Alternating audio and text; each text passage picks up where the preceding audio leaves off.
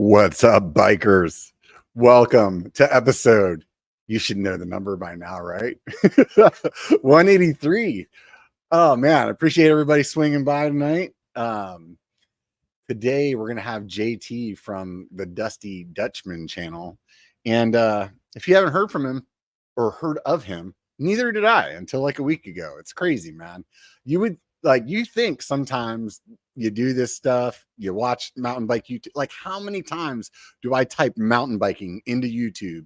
And you would think like any channel with a sizable audience would come up pretty regularly. Nope. JT's got like 17,000 or 18, I don't know, lots of thousands of subscribers, and never heard of him until he reached out to me. So I'm really stoked that he reached out, and we'll have a little conversation about that. Before we get started though, check this out. I am sponsored this year. I have a bike sponsor. Can't even believe it. Who would have thought this tubby bastard that can't ride would get a bike sponsor? But Ari decided to support the channel. And if you don't know who that is, used to be Fazari, now it's Ari. And what I wanted to mention was the other day I swung over to their website. I was looking at their outlet. They have an outlet section. I don't know. I think it's like because they have like a 30-day return window, and some of these bikes maybe were media bikes, or who knows, maybe they're just selling these ones on the outlet because they say Fazari and not Ari now. I have no idea, but one way or another, there's some really good deals on here. The other day I was scrolling through and there was one of the Temp Peaks that's like their, excuse me, or no, maybe it was the Wire Peak, one of their e-bikes for like $3,000 on here. So go check out the outlet if you're thinking about maybe getting an Ari, and maybe there's your size and a color that you're stoked about. Save some money. Speaking of saving money, if you want to buy some shorts or some gloves or some pretty much any kind of like riding type of gear, head over to Tasco MTB, check them out. You can use code BIKER, B1KER, save some money there. And my favorite right now is the Phantom collection. It's like this lightweight collection, and I just got these vapor colored shorts. It's like a really light gray. Online it kind of looks like it's white, but it's like a really light gray. Man, I love these things. But anyways, between those shorts and the Phantom ultralight gloves, it's my favorite combination for the summer. It gets hot. These things are great. For some reason, like I would have thought a glove that skinny wouldn't, like, for lack of better words, like work for a long ride, but no, they feel great. So check them out. Tasco MTB, I guess the website, he must have got a new domain or something. TascoStoke.com. I think you can hit just type in Tasco MTB on Google, you'll find it. Anyways, let's go ahead and bring JT on, and we're going to talk about bikes. What's up, man? What's up? How's it going, dude? Oh, it's going great. Can't complain. How are you? Oh, dude, I'm living the dream, man. I just like yesterday I had a problem with my computer that's out here in the garage, and I don't know if it was a fluke. I think the fan on it's been starting to die, and long story short, it overheated. And about like 8 minutes, not even 8 minutes, about like 6 minutes from the end of my Zwift workout, which I was like in the midst of like 130% FTP, just freaking hating my life.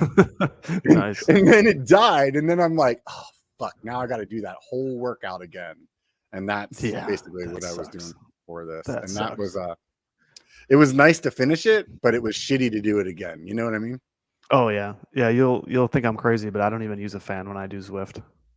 Oh, sometimes fan. I do that, but you could probably get away with that in Wisconsin, dude. I mean, out here it's definitely it's definitely colder down here in the basement. Is pretty nice. It's a pretty constant temperature. But yeah, I just sit there and sweat to death. I don't know why. Every time I get like all lathered up and I'm just like dripping, I'm like, why am I doing this? It's so stupid. Just put a fan up. Yeah, I did that for the first few months that I did Zwift, and then finally one time I was like, dude. Because maybe sometimes I don't want it on when I start, you know, I'm like, it's just drying my eyes out. Yeah. And shit. Oh yeah, totally. Yep. But I plugged one into one of those Alexa plugs, and now I just tell the schlump to turn it on whenever I'm like halfway through, and boom, she'll take care of it. Right? It's like, what are you drinking over there? Just a little bit of Buffalo Trace. What's that? That is bourbon. bourbon. It's out of bourbon country. Buffalo Trace is like, they make all. They have like, I don't know how many different lines of different brands of bourbons and whiskeys, but the Buffalo Trace is like their stock. Like that's their brand. They're it's like one of the most popular, like kind of mid to low end bourbons. It's good. It's great. I mix with it and then I'll drink it straight on the rocks. It's good either way. Right on, man. I don't really know much about alcohol. Like, I'm a beer guy, you know? Yeah. So like when it comes to alcohol, I'm like, so Jägermeister? I mean, yeah. I used to drink a lot of bourbon, or sorry, a lot of beer. But now it's like I save beer for like very special occasions. Like when I know beer is going to be absolutely delicious, like after a bike ride, that's when I drink beer. Yeah, that makes sense. That's definitely a good spot for it. And we're getting into that season where you have to switch from one type of beer to the other. Like this time of year, it's like you can still be hanging on to the porters a little bit, but as it's getting warmed up, it's like I'm gonna go to like maybe back to the IPAs, or in the summertime. Man, do you like sours? I like almost. I mean, I love the light crap beers like Coors or Pabst. Yeah. Sorry, Johnny, I know that's like your favorite beer of all time, but I like let's call her the lower end brand, like the Pabst. I like that, and all the way up to like those 10% like porters and stouts and the IPAs. Like I love going to breweries and like just seeing just the craftsmanship of how everybody does it differently, and I like to try them all. But it's like for me, it's the parallel for me between the summer and the winter is in the winter I'll drink more dark liquor like whiskey, bourbons, and then I'll transition over to like tequila and vodka in the summertime. There you go. So well-rounded with the alcohol. I don't discriminate much at all when it comes. I feel like that's like a prerequisite to people from Wisconsin. It definitely is. There's I feel like there was like kind of a movement over. Maybe there is kind of a movement right now where a lot of people are like drinking less or not at all. Hasn't hit Wisconsin yet. That movement is, maybe it's making its way from west to east. It hasn't hit Wisconsin yet. Everybody here is just. I can tell you a lot about I can tell you a lot about myself in like one sentence. All of my best friends in the military were from Wisconsin. Mm-hmm. You know all about it then. Yeah. Yeah. You know how we do it here. Everything we do, we turn it into a drinking sport. Everything. Yeah. Doesn't matter what it is. It's either, it's too easy to like take a bar game and drink and play a bar game like pool or darts or something like that, bowling. Yeah. We have yard drinking games. We turn every sporting event into a drinking game. Like obviously riding. I mean everything. Like some of my favorite rides are bar crawls that we do every year, where we just ride from bar to bar. Yeah, it's great. Yeah, that's just how we do it. I don't know if it's a weather thing or just like, we're hardworking. Whoa, sorry, we're hardworking Midwestern people. So we gotta drink a lot, I guess, to de-stress. Maybe, who knows? Yeah. Whatever the reason is, I'm in. yeah. It's worked reasonably well for me. I haven't gone too far overboard. I definitely know where my limits are, and especially after doing it for I've been drinking for a few decades, so I know what works and what doesn't. And nowadays, I know how productive I need to be, so I know how much I can drink and still be productive the next day. So there you go. It's we got it pretty well dialed in. I feel like I have it dialed until I don't, and then I'm like, oh yeah, that's right. Yeah, I need to rope that back in. But how often does that happen? Is that frequent? Is that once a month, once a year? I would say it's probably almost once a year, because I feel like every year between like Thanksgiving and New Year's, I turn into a complete shitbag. And I'm like, I'm over biking. I'm like, all I want to do is eat crappy food and drink a bunch of alcohol. Oh man, and it just feels okay. For some reason, it feels totally okay at that point in time of the year. It's just like, it doesn't matter. It doesn't matter. Yeah, I'm like, I'm doing it because the family's coming, and I don't have any family coming. I'm like, you're literally celebrating. Think about it. Celebrating the end of the year and all the holidays. It's totally okay. But those I call them runaways. Every now and again, you'll have a runaway, and I've certainly reduced those in my life, because nowadays, if I have a runaway, I'm done. Like for the next day, done. How old are you? 43. Oh, okay. Yeah. I'm 46. I think. Yeah. Be 40, dude. It's beautiful when you're old enough that you can't remember. Um, but yeah, I'll be 47 this year, and it's definitely not the same drinking game that it was when I was like 22. Where we could like when I was in the military, it'd be like, yeah, we came home from the club at 5 o'clock in the morning and we slept for 30 minutes and then we went to PT, ran 10 miles, came back, we're good. There was probably a good 2 years of my late 20s and early 30s, probably like that 29, 30, where I was invincible. Like drinking wise, I could drink all night, through the whole night, sleep in the parking lot at work for, like you said, 30 minutes, get up, go to work. Walk in there, take care of business all day. No worries. Right on, man. So how'd you get into biking? Man, I really never got out of biking when I think about it. Like when I got a bike, when every kid gets a bike for, to get around the neighborhood when they're, 8, I don't know what normal is, but I probably got my first pedal bike where I was, minus training wheels, probably around 8. I don't know if that's normal, but maybe it's supposed to be earlier. Who knows? But nowadays it's like you're like true with striders and stuff. By like 2.5. What the hell, man? Like, no, that's a good point. So I don't know. All the young kids are judging us probably right now. I'm like, 8, dude, that's reasonable. Come on. I don't know. I'm thinking like a at 8, I probably had like a reasonable like BMX bike that I had that I would use. And every kid had to have a bike in order to get to their friend's house.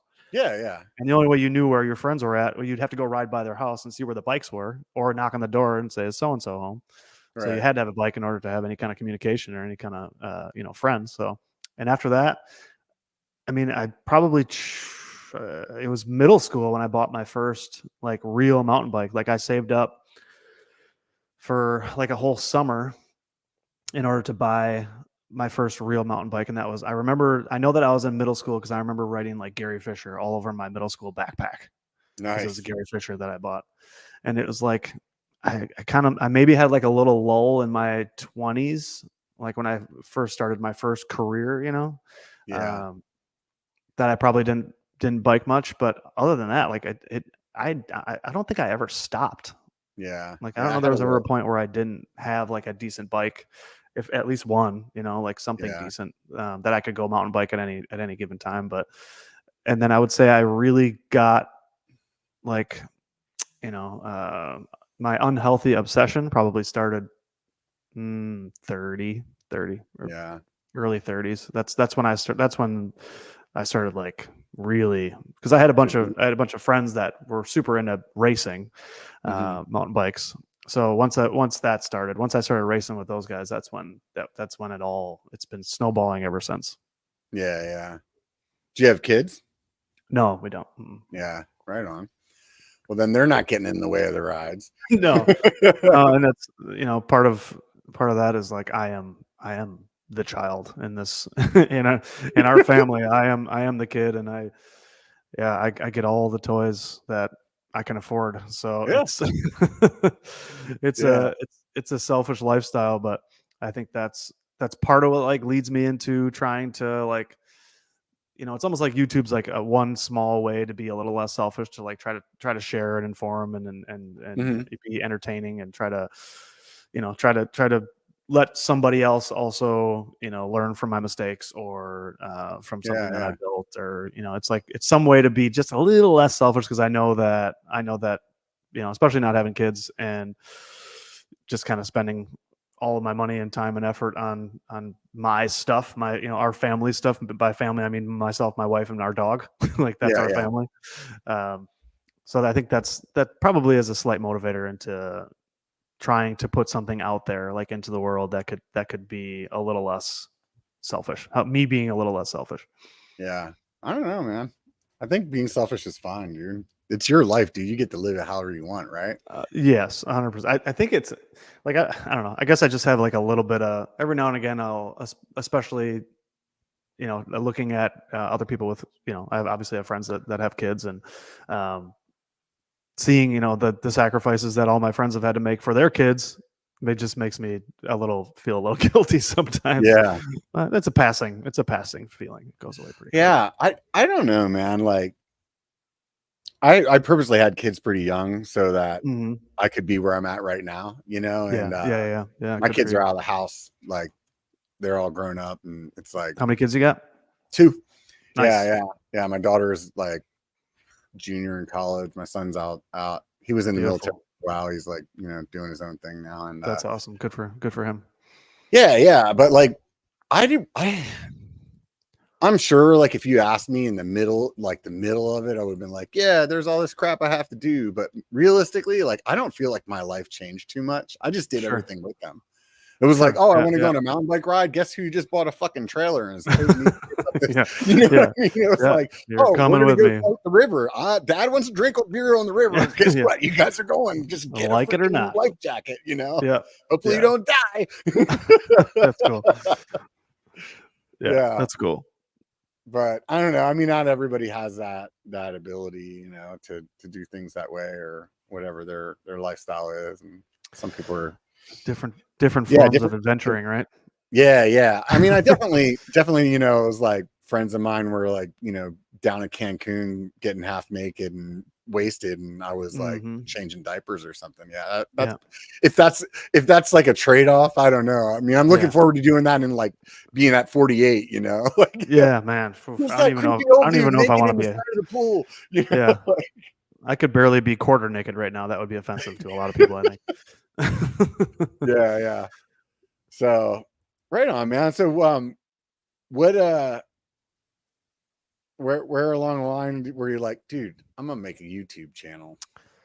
I had it was probably like, I mean, I guess a buddy of mine, Ryan, he's had a YouTube channel for like 12 years. He was the first person I ever knew that actually, like, he had Vimeo and YouTube, and was like, he was making like stunt videos, like motocross and like street bike stunt videos, like way back in the day, like literally like 10 years ago.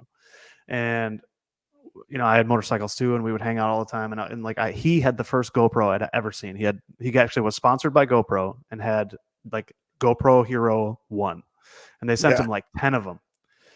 And I remember seeing these things like, what do you even do with this? Like, and he's like, I don't know, it's like for surfing or something. I'm like, well, what are we gonna do with that here? And like, we really didn't even know what we were getting into. And then he started using them a lot and making a bunch of videos and putting them online. And it was like, I'd be around him and his friends, and everybody was starting to pop up with cameras, like the Sony Handycams, and they were building like all kinds of jib booms and like finding different ways to mount the cameras, and like that was all so interesting to me. Like, and just the thought that you could even like be creative and like have an idea, like, I want to film this thing, and then go do it, put it on your computer, and then boom, it's on YouTube and it's live for the world, was crazy. Like, now we take it for granted. It's so normal. Like, it's what we do every day. Like, it's not anything special, but like that was like just crazy to me that you could do that. And I would always be around them when they were filming. I always had like my 2 cents that I would be, what if we try this? What if we try that? And I never had my own stuff. And finally, like, probably this is like 20, what year? Probably 2010-ish. Okay. Yeah. Okay. Yeah. I mean, I couldn't even tell you when the first GoPro came out, but yeah, me neither. It was by the time that I started hanging out with him a lot and like helping him film and hanging out with them while they were filming, because I thought it was just so cool. Even though I wasn't a stunner by any means. Like, I had motorcycles, but I just rode them. Like, I didn't do anything. I didn't do anything cool. But I started, they would let me use their camera, and that's like the whole thing, the action sports, along with the creative side of like being able to play with the cameras, try different angles, like the whole creative thing to me was new. So that was a spark. That was definitely the spark for me.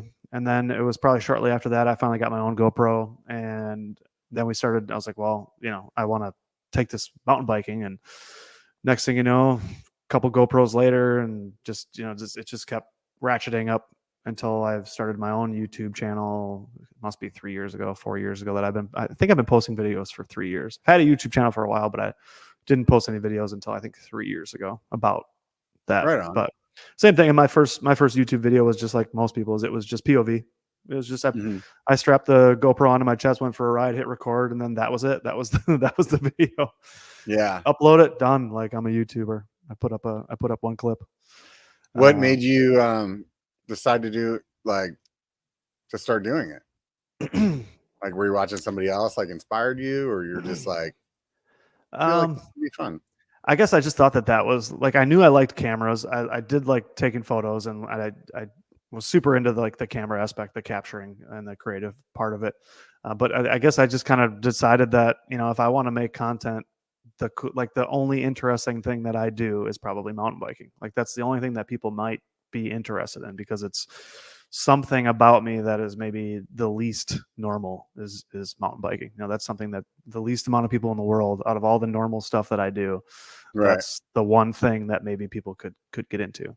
And I think that's what made me try to combine the two. My fingernails, but I don't know if that'll be yeah, everything else I don't know. I do HVAC, I could show everybody how I fix these air conditioners. Who knows? But that I think that was kind of how I put two and two together. Like, I like to film, I like to mountain bike. Might as well be what I'm gonna go try to film. And like I said, it was just it started with just strapping it on and one clip wonder, put it on and see what happened. And just just the idea of that people can see it, and like, you get the first 10 views, you're like, oh my god, 10 people watch that? That's crazy. Why would they watch my stuff? And next thing you know, you just the progression, just like, it's a lot like mountain biking, right? It's a lot like anything that you get that feedback, that progression feedback, that instant gratification where you learn something, and it makes you want to come back and the next thing and the next thing and the next thing. That's always those type of activities, those instant like progression where you feel like you're moving forward, and it's a infinite process, right? It's a situation where like photography, videography, mountain biking, cycling in general, like, you don't ever win. It's never over. Like, you've never, like, you don't beat the boss and then you're just done. You beat the game. It's never ends. It never ends.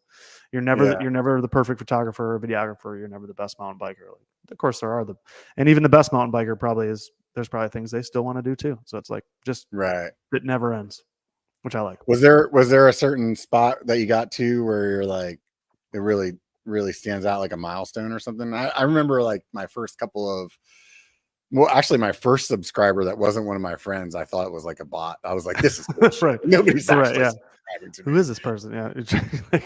Trying to figure out who it is. Yeah. It turned out they were actually a pretty good YouTuber as well. And I was just like, oh yeah, that's motivating. Oh yeah. I was convinced, though. I was like, there's no way. But yeah. For me, it was, I think I did one mountain bike video, which was that, like, just a regular POV video. And then I did like a video in Mexico, because me and my friends were on a trip in Mexico. So of course I was filming that, and I made a little video, and it got a couple thousand views. I was like, oh wow, that's cool. And then I made a video about my garage that I had just like redone when Sarah and I moved in together. She had a garage that I kind of gutted and built something similar to that. And I made a video about it, like, not the build or anything. I built out the garage and then made a video about it and put it out, and it did really well. Like, I think right away it got 10-20,000 views, and I was like, dude, this is easy. This is so simple. Like, I got, like, I'm 3 videos in, and now and of course that video getting that many views right away got a lot of subscribers. I think it immediately got me a couple hundred or something. So right off the bat, I'm like, okay, well, this is, like, if I get a couple hundred subscribers for every video I put out, like, this is gonna be awesome. Like, I got something here. I must have something here that no one else is doing. And of course, that's like, I think that's still my best performing video of all time. And of course, it was like my 3rd video, and I haven't caught lightning in a bottle since. But that was definitely something that was like the hook that got me. Like, YouTube hooked me, and they were like, look at how easy this is. Right. Just keep making videos, and this is what's going to happen for you. You're just going to kill it. And I had Bike Farmer on a while ago, and something similar happened to him, except for his was like, freaking 500,000 views. Oh, You know, yeah, it's like, no. oh my god, dude. He's like, yeah, I got it all figured. You know, like you yeah, can see like on his channel, like his next video was like, this is how you do it. You know, like, I was like, figured it out. oh. Algorithm cracked. Yeah. Code cracked. Just wait. It'll come back around. That algorithm's a real asshole, man. Yeah. And then nowadays it's like I swear every day I'll look at it and it'll be like one day I'll gain 2 and then 3 days later I'll lose 4. And it's like I don't know. It's I'm certainly not going to stop, but the game is like, it's so maddening. And and only in that respect, like only in the respect of numbers and subscribers and views is it super like frustrating and like maddening.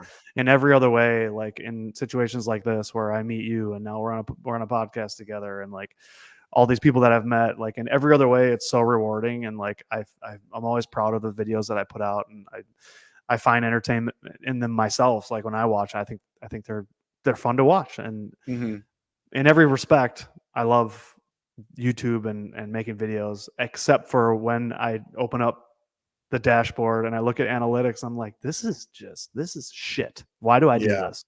I try not to look at them. This is not working.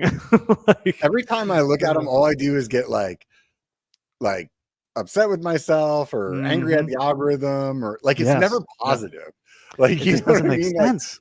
Like, and it's just like and every time I'm like, oh, this is what it is. Like I should change this thumbnail, and then it'll be like, no, it never works. Nothing ever works except for not looking at it. Not looking at it is the best thing that you can do.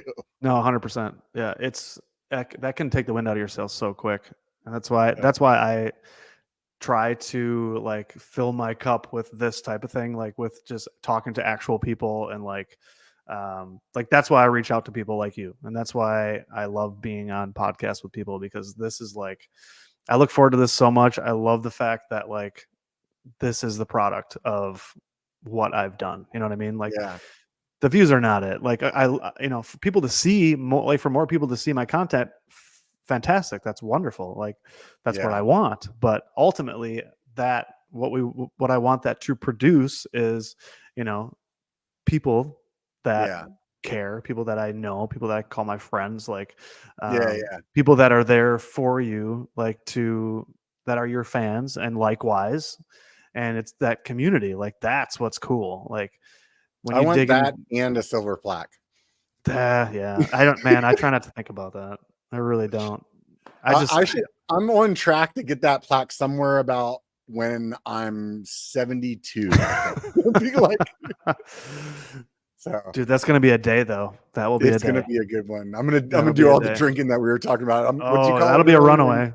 A runaway. Be a runaway. Yes, it'll definitely be. I'll run away with you. Biker for a while, huh? Yeah. I don't know. He got 100,000 and he was gone for a minute. That's it. He'll be back.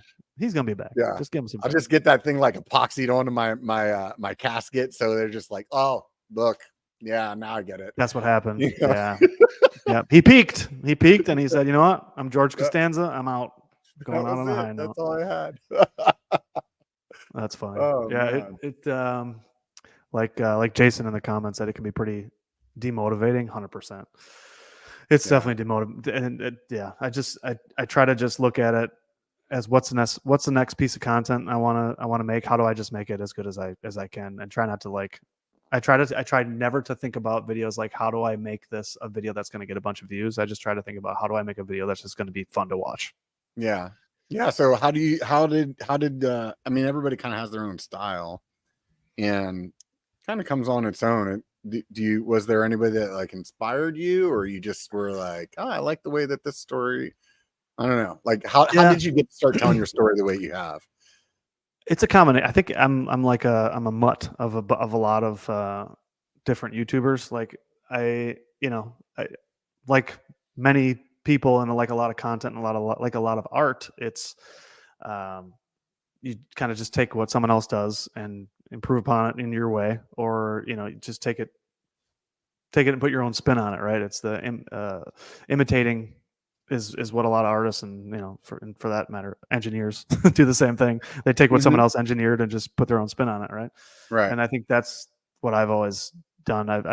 I'm subconsciously become like a little bit of Seth and a little bit of Dustin Klein and a little bit of, you know, so-and-so. And because Dude, I'll Dustin Klein's so good. I can't, dude. I don't watch his like content because I'm not a gravel guy, you know. But whenever I do watch it, I'm like, oh my god, his it hurts my storytelling feelings. is so good. It's it like hurts my feelings. watching It's Casey hard. Neistat, except for he does bikes too, and you're like, oh, that's great. what I've said since day one. He is the Casey Neistat of mountain or cycling, vlogging, you know, just cycling content. I think that was one of the first. I think the first time I saw his video, I commented, and that's exactly what I commented. I was like, this guy is the Casey Neistat of cycling content, 100%. Yeah. And he, like, I enjoy, and I'm fans of quite a few YouTubers that you've had on your show, but I fanboy so hard over Dustin Klein. Like that dude.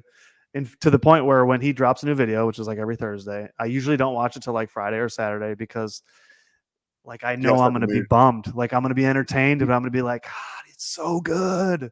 Yeah. Why can't, how does his brain even think about to like some of those shots and just like, it's so effortless and artistic and stylish. Like but if you notice, I mean, it's just like anybody, he definitely has like his shtick of things that he does. You know what I mean? So you can tell like when he's filming, it's like, oh, do this because I'm gonna move the camera like this, or you know, like yeah.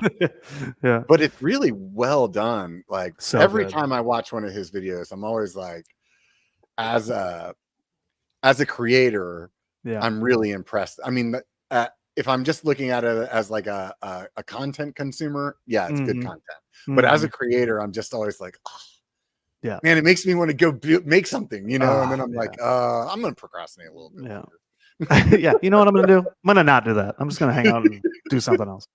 Yeah, how about I just click on another one of his videos? Right.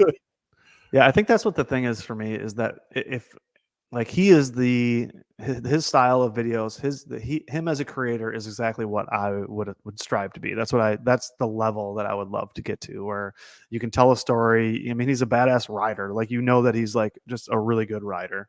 Yeah. But he's like, and he's got so much like artistic history, right? Like he used to be a designer, and he designed all different shoes and clothing lines, and like he's got such a track record of just creativity, which that I don't have. Like that's where I think that's why I'm so like just amazed by what he can do, because I'm so far removed from that, because my entire life has been mechanical. Everything I've ever done is mechanical, like everything, until the last couple of years when my career has shifted and my life has shifted into like a creative space.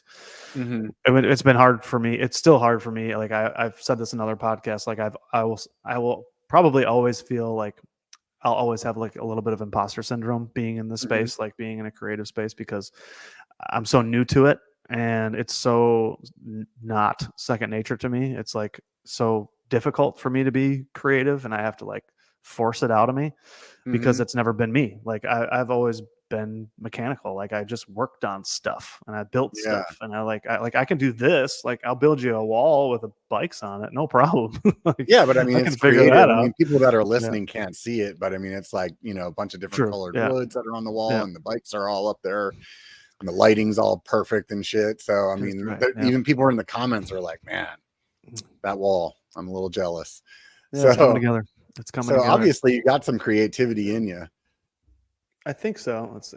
You can't see it, but the lights are up there, and it's coming together. I watched that video earlier today. Those lights are pretty rad too, by the way. Yeah, they are cool. They're not as like I responded to your comment, like they're not as offensive as I thought they were going to be, which is why I was worried about I paid more to get dimmable than they weren't dimmable, and I was like, well, this is just not going to work, because they're like right here. You know what I mean? Yeah, I watched your video earlier, and that led me to looking at how much it costs to knock my garage down and build a new one. Oh, damn. So thanks for that. Yeah, cool. Yeah, well, yeah. I don't think I'm going to get any AdSense for that.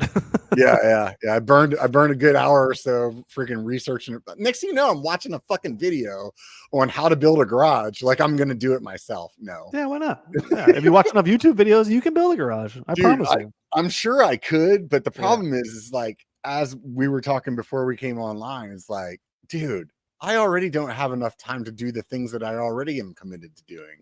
Right. Like I need to either like invent like a machine that slows down time or just realize that I can't do all these things, you know? Yeah. Trying to prioritize stuff is tough. Yeah. There's just not enough time in the day. But so how often do you release videos?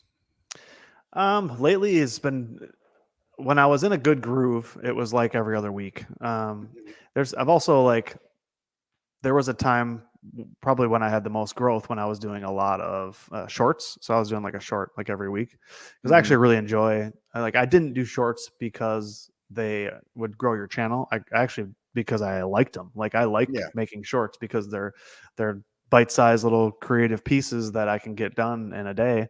And I think they're fun. Like I like the idea of that confinement. Like, hey, you got it. You only get like 30, 40, 50 seconds. That's it. So you better figure it out. I like how I had a lot of fun. That's pretty fun. I had a lot of fun doing shorts for a while, and I was doing them like every week. And then there was same thing when I had some good growth, I was doing like long form videos like every other week. But this last year, in the last 12 months, like us moving into this new house and then me breaking my collarbone, like things have been difficult. So like now it's been like maybe once a month that I've been posting long forms. I've still been I've still been putting some shorts out there, just to try to just keep a little bit of content flowing. But like I think that's a big reason why a lot of my growth just kind of stopped, is because the consistency's gone. And I think like a lot of my viewership, like a lot of my subscribers that were here for the shorts, like that were used to seeing them like once a week, they've seen that they're not coming once a week anymore, so they're gone. Yeah. And then it's like now I finally yesterday posted a video of like a riding video with actual bike riding in it, which is like kind of what the channel is about. And it's been so long since I did any mountain bike content because I just haven't been mountain biking a lot because of my shoulder. So I'm excited. Like this space, the Dutchman's Den Part 2 is like a really, really big deal for me because it will be how I can get back into a cadence. Like I have a studio now to start filming in again. It's like, I'm sure you've moved before, but it's tough. Like especially moving into a house that needed a lot of work, like inside and out. I've just been very unsettled and been trying my best to get content out. But this space, getting this Dutchman's Den back up and running, is going to be the thing that will allow me to get back into the swing of things. So I'm looking forward to that, and hopefully get some growth back. But again, I'm not so much worried about the growth as much as I am just about like getting some good content out there. Yeah. It'll happen. I mean, I go through stages where it's like I'm freaking smashing out all kinds of stuff, and other ones where I'm like, we'll see what happens. Yeah. It's like, I never, especially just with how crazy this last year has been. There's so many unknowns. Like, when am I going to get to this? When am I going to get to that? The only thing I know for sure is I'm not stopping. Yeah, I'm not quitting. Like, even if I don't have the viewership that I used to, even if I don't have the growth that I used to, I'm not stopping. Like, it's whatever is motivating me to do this is not. It's not the growth. It's just, I know that this is something that I like to do, and I know that I want to get a lot better at it. Like, I want to become a better writer. I want to become a better content creator, because I just haven't, you haven't, my best has not happened yet. You know what I mean? I haven't yet put out a video that I'm like, that's the shit right there. That's why I'm doing YouTube. That's why I learned how to make videos, and like that hasn't happened yet. And it's, it's same with mountain biking. Like, you have that moment on that trail where you find that flow and it feels amazing, and you just keep going back to feel that again. You're always chasing that moment back down again. I'm still chasing. I guess I'm chasing down that feeling of that third video that just went off and made me stoked. I always feel like my last video is my best video, and then I make the next one and I'm like, man, that other one was crap. Like, you go back and look at stuff. At least for me, it's like I'll look at like my favorite video that I made in, let's just say, like 2020. If I watch that right now, I will be so irritated with like all the like crappy editing, or why did you leave that in there? Oh, you couldn't. Oh, you really didn't have time to color grade it, did you? Rob? Yeah, right. Yeah, yeah. Just hit upload, because that made sense, Yeah, like, oh, really? Just left that in, huh? Oh, you left that in. Cool. Way to go, Oh, yeah, lazy. Yeah. I Yeah. think when I go back and watch my early videos, I'm like, the reason that they came up with the word cringe is for these videos. That's why. Right. That's why they came up with that word. It's for these. Recently, This is why. I went through my catalog and just unlisted probably like over half of my original videos. I've thought about that too. For a long time, I was like, "No, I'm gonna Mr. Beast this shit, man. All the crappy stuff's gonna stay there forever." Yep. And then I really started thinking about it like I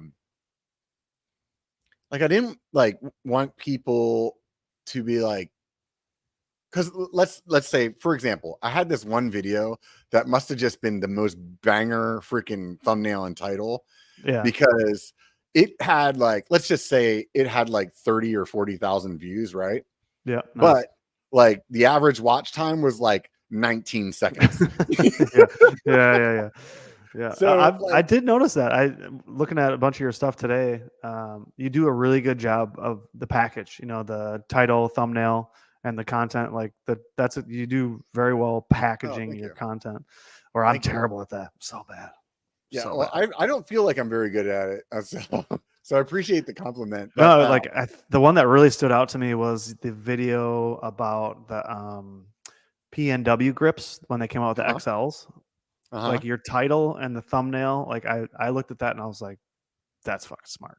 That was right on, man. Like how you blacked out the XL and you put like a question mark there with an arrow, and like you made it super like where you're like, ooh, what? And I knew, I'm like, well, yeah, they're just bigger grips. Like I know, but still, I'm like, whoa, wait, did I miss something? Yeah. Yeah, that was probably the 19th thumbnail that I made. So that was I'm glad I nailed it. Yeah, but I'm pretty bad. Yeah. So what I was getting at is like, I didn't want somebody to like find my channel through one of those videos and then be like, oh, this is what this guy's content is. Whereas like, because I had a bunch of videos that are local trails, like people are looking at them just to like see what the deal is with that trail. Yep. And then I started thinking like, those people they're watching this video, they're like, this is crap. So now they are like, hey, I see that name or that logo. It's like, I did a really good job of my brand recognition. So it's like, it's on there on all of them. So like, they're gonna like, that's another one of those biker videos. I'm not gonna watch that. So yeah. So I was gonna do a whole local trail system series last year before I broke my shoulder. I had stickers made and I had shirts made, and I was like gonna do this whole thing. Didn't do a single one. Not one. Yeah, well, still got time, dude. Do it this Trails year. didn't go away, did they? No, they sure didn't. Yeah, no, they sure didn't. Yeah, so my plan was, that was part of my objective of this year, is to like kind of get back on a more productive cadence, or a more frequent cadence of videos. So I was like, oh, if I take all those like local kind of trail ride videos off, I'll be inspired to do them again. Because in my mind, I never wanted to redo that. Like, oh, I already did a video on the Darrington Trail. I need to do another video on that. Right. Yeah. You know, but now if the video is gone, it's like, no, I really you got to do another one. Yeah. You know, so yeah, that definitely opens up some more opportunities. Yeah. And honestly, like new old content. And I think now, like my ability to tell a story is I can make that trail a little bit more intriguing to somebody that's not from here to watch it, you know, and then also provide just better content for in general, you know what I mean? So when it comes to the channel and whatever they are clicking on, then it's like, oh yeah, this is fun, you know? Yeah. That was my number one takeaway from, I watched your newest video today. That's that weight loss. Your storytelling. Oh, thank you. Super good. Compelling, you know what I mean? Like, and it made, of course, like everything else I watch, it makes me think about my shortcomings. Because I'm watching you tell a story and how you actually talk about like how you feel. I'm like, man, I'm like a soulless kind of a content creator, I've never talked about how I feel in any of my videos. You know what I mean? Like, I think that's definitely somewhere I lack, and that you certainly have succeeded at, is like helping people understand how you feel. Like that's who you are. You know what I mean? Like how the way that you react and how you feel about things is how people can understand who you are as a person, and that's why they tune in. Yeah, but I mean, like when I watch your video, we're just gonna sit here and just like pat each other on the back and forth. That'll be good. It's 2 hours of this. Let me tell you. Speaking of selfish, let's talk. Right.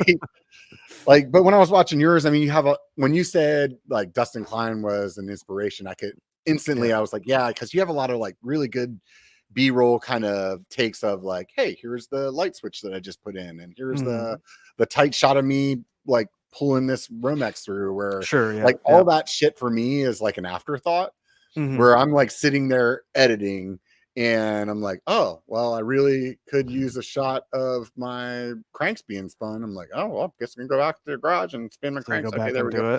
Walk back upstairs, and now like I got that 3 seconds. And I'm like, 10 seconds later, I'm like, oh, that would have been great if I had a picture of me opening up the box. You know, it'd be like, okay, well, I'll go back down. It's like, no wonder my videos take so long. So, I mean, either way, it's like, I think everybody has their thing. And like you were saying, like, it's fun to watch other people's stuff and get inspired.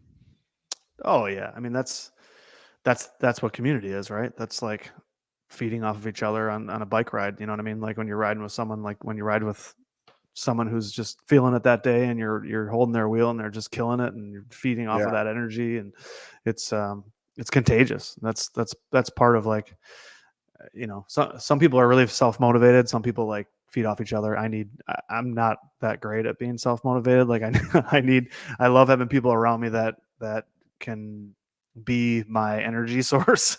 Yeah. Somebody that will help me be excited about something, because you know, there's videos I've made too where I look at it and I'm like, what was I on Ambien during this video? Like, am I asleep?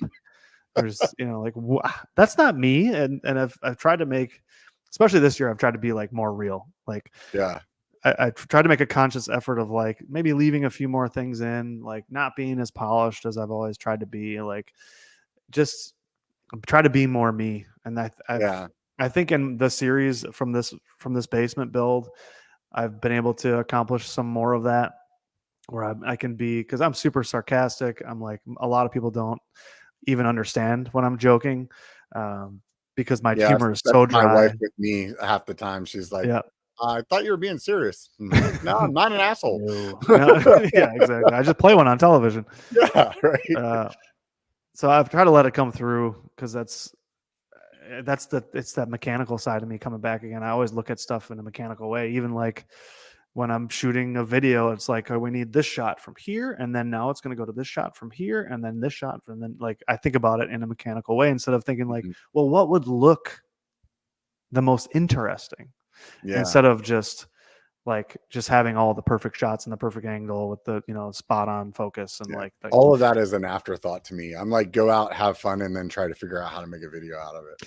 Yeah, I definitely do that on the, like if I'm out running and gunning, like on a mountain bike trip or something like that. But you know, lately doing a lot of these build videos and other videos that I did in the last garage, where it was more like the titanium bike video, all those build videos that I did in the last garage, I think them through like way too much, and I'm trying to be more loose and be more be more me, be a little bit looser, because like I said, it's some of my previous videos, it's like, you know, talk about cringe, it's just like, it's just too stiff, it's too like, so you plan out, you like write the script and plan it all out before you start filming? So like videos that I would like my build videos, all the build videos I did in the last garage, like my single speed build, the DIY carbon build, the titanium build, the build on the spectral, I usually outline them all. Like I'll sit and I'll just write it all out, because I just can't sit and like, I can't get in front of a camera and then get everything out that I want to say. I have a hard time with that. So I have to write it down. Sometimes, like I've gotten at least to the point now where I'll do bullet points. I used to write out like word for word like the whole thing, and then I would read it, and then I would try to deliver it, and then it would take forever. So now I just kind of bullet point them out. I'll outline them and break it down into like chapters and just bullet points, because just things I want to make sure that I hit on, especially with reviews. There's like certain things I want to make sure that I get across, and so I'll just kind of bullet point it. Do you use voiceover at all? Yeah. Yeah. Yeah. For me, for a long time, I never wanted to use voiceover. It was like some kind of thing that I felt like. No, I agree with you. Yeah. I don't know why. I had this like idea, like I'm better if I don't use a voiceover. And like, so I'd always try to say everything. And then I would be like editing and I'd be like, man, I wish I said that. Oh, well, fuck it. You know, and like somewhere along the line, I finally decided to do a voiceover. And then it was like, my head was like, oh my God. Now when I film like me building a bike, for example, I spend too much time filming everything and then use like 3 seconds of it. Yeah. And then I'll usually say a few things to the camera, but most of the stuff then I just do it with the voiceover, and I'll use like little tidbits of things that I said, you know, like whenever I smash my finger on something and I'm like, look at the camera and be like, oh, that was great. You know, because it's funny or whatever it is, or maybe it's something pertinent, you know?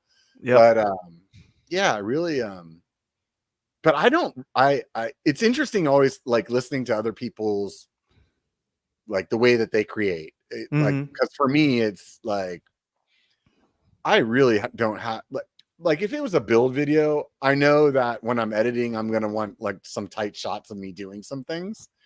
And so I'll be filming all of that, but I really zero have an idea of what my story is until I'm literally sitting in front of my computer with all the footage that I took. And then I open up a Word document or a notepad document, title it script. And then I'm like, okay, well, what am I going to say? Yeah. Like, which makes sense. Cause then you like, you have all the pieces, right? And then you just have to put them together with words. Like you have all the shots that you want. You lay out the shot. I don't know if I have the shots that I want though. That's the problem. Well, I suppose. Yeah. Sometimes you got to go back for that, but that's kind of your outline, right? Is you look at what you have. And the story that you want to tell, and you take the content that you have, you know, the visuals that you have, and you turn them into your script.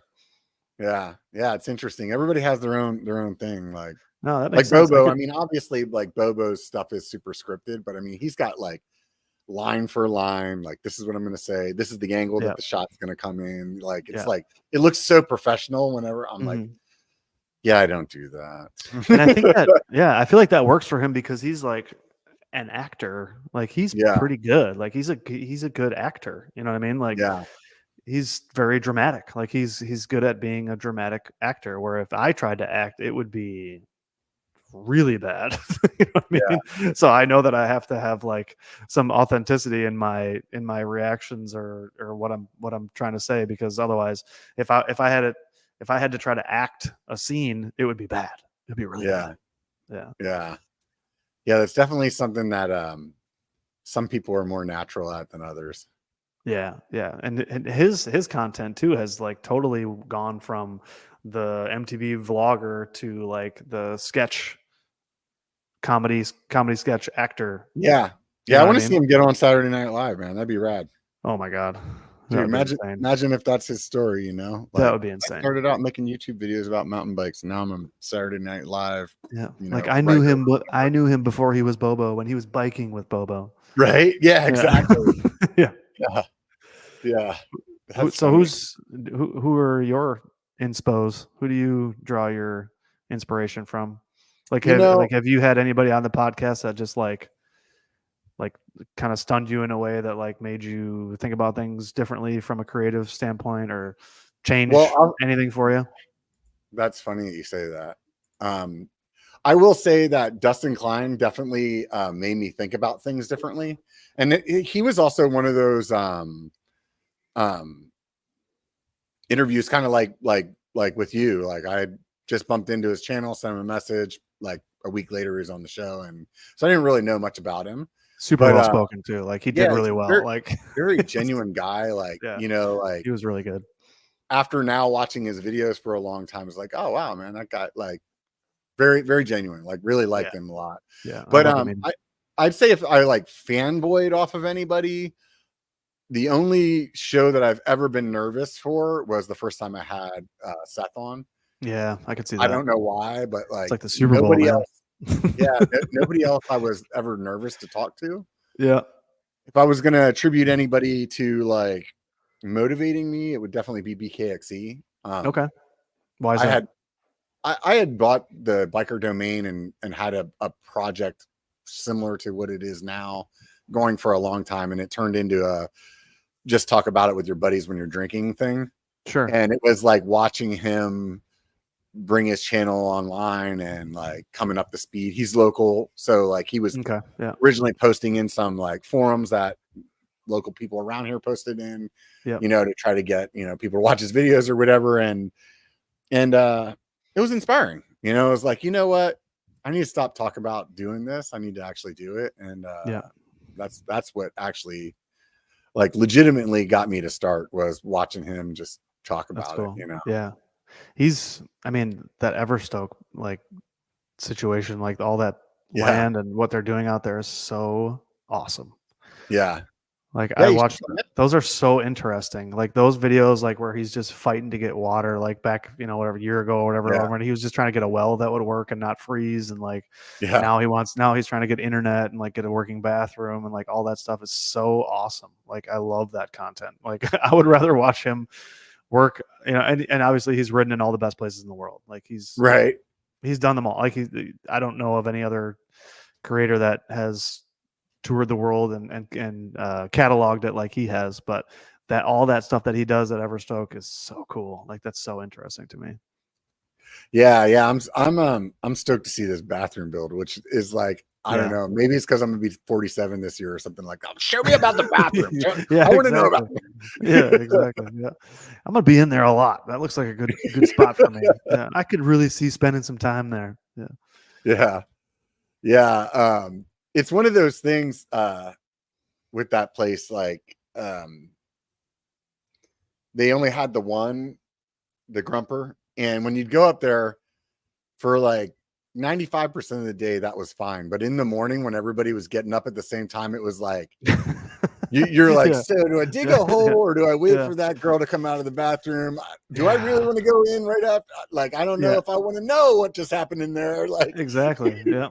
And is anybody ready for what I'm about to do? Right. Exactly. You're like, probably dude, not. I drank a lot of beer and ate a lot of pizza last night. Mm-hmm. This is not going to be good. Yeah, I would love to check out that property. That looks so you should come out this summer, man. Honestly, it'd be fun. I've been close because Tahoe's close, right? It's not far out of Tahoe. Yeah. But honestly, there are like, even if you came out for like 4 days, there's like just some really epic rides right close to there that are like, my favorite ride actually in that area is like 5 minutes away from the property there. So really? Yeah, it's just a really, really fun ride. Every time that a lot of people come out, they'll ride Downeyville, which is really close to there as well. And Truckee is close to that. Yeah, right? Truckee's not too far away. Yeah, because I rode a Truckee last year. Oh, right on. What'd you do out there? Man, I couldn't even tell you. It was right off the highway. We rented bikes from the bike shop that was like right downtown Truckee, and like rode up through this tunnel. There's like a pass, like an overpass, a little like bike tunnel that you go through, and then rode up the hill. And it was like a little loop. Look it up. I did a video on it. If you look at, sounds like Jackass to me. Yes. It 100% was. Yes. Yeah. Good call. Good call. Oh, with those amazing descriptors I gave you, you figured out it was Jackass. Nice work. Yeah. There's some or yet to be sanctioned stuff just above that. That's really fun to do. Okay. If you really want to get in the pain cave. But yeah, Jackass it's 100% what we did. Yeah. It was fun. Yeah. It was awesome. That's a super fun one. I always like that one's fun because it's a little lower elevation. So usually that'll pop out of the snow pretty early. Okay. And then you can kind of get up there and like get your stoke about being back up at high elevation. So yeah, there was some that was an awesome. We had a great time. We rented Yetis, which I had never ridden a Yeti before. Yeah, took them up the hill, and it was pretty awesome. The year prior, we went to North Star, and North Star was fun. Had a lot of fun at North Star. So do you come to Tahoe like every year or something? Or we have been, yeah. We've been going out there once a year for the last 3 years because I just love we it. being So like you and the lady, or you and some buddies, Yep. or Yeah. I did my bachelor party out there 2 years ago. But otherwise, I've gone out with Sarah and I went, got engaged. I actually got engaged on Mount Talac, and then wish I knew where that was. I just that's sweet. well, Talac is it's on Lake Tahoe. It's right on Lake Tahoe. So there's like Really? that Fallen Leaf Lake, and then right next to that is Mount Talac. Talac's the biggest peak in Lake Tahoe. Like that is around the lake. Look it up. Jesus. Yeah, you gotta check it out. What did you do here? So we hiked up there. That's where we got engaged, and then the next year we were back for my bachelor party, and then last year we were back just to hang out and just like go wake skating and stuff. It was or wake surfing, I should say. Oh, I see where that is. That's like right over by the Lily Lake Trail. That's a super fun trail too. Yes. Well, dude, you come out here all the time. We're definitely we need to collab. Let's collab, bro. Bro, we are collabing for sure. For sure. Yeah, dude, that'd be fun. That'd be a lot of fun. I didn't realize you were in that I mean, California's kind of big, so I didn't know you were in that area. Yeah, I know. I live in Sacramento, so it's like an hour and a half to whatever in Tahoe. So sick. Yeah. Basically, as soon as the snow melts, we're up there all the time. So yeah, it's badass. So I love that area so much. It's so cool. Yeah, it's probably better for you where you're at to just come and visit, because being out here and paying for everything, not as much fun. I could see that. Yeah. Or living in Tahoe and getting absolutely fucking buried in snow the last couple of years. Yeah. or when you're not getting buried in snow, you're like, oh, look, fire. That's great. Okay. Yeah, cool. Yeah. What's next? Yeah. What other plagues you got? Right. It's like all the extremes. It's like, oh, it's freezing. Nope, you're on fire. Yeah. Just jump in the lake. Oh, I can't. Exactly. Yeah. Oh man, what a mess, right? What do you like about mountain biking? Well, there's an open-ended question. Yeah. Jesus. What do I like about mountain biking? It's the combination of all the stuff that I like. It really, like, obviously I've thought about it a bit, but yeah, it's the mechanical side, right? So me being the mechanical guy, it's there's a creative like how side it works kind of thing. Yeah, like, upgrading, like, mountain bikers, we love upgrading our bikes. We love like tinkering and tinkering on bikes in general is like one of my all-time favorite things. Like, just like turn on some music, grab a drink and just sit there for a couple hours and just, play with it, put on some new whatevers and like, just, this is going to be lighter and I just saved 10 grams. It's going to make me faster. Yeah.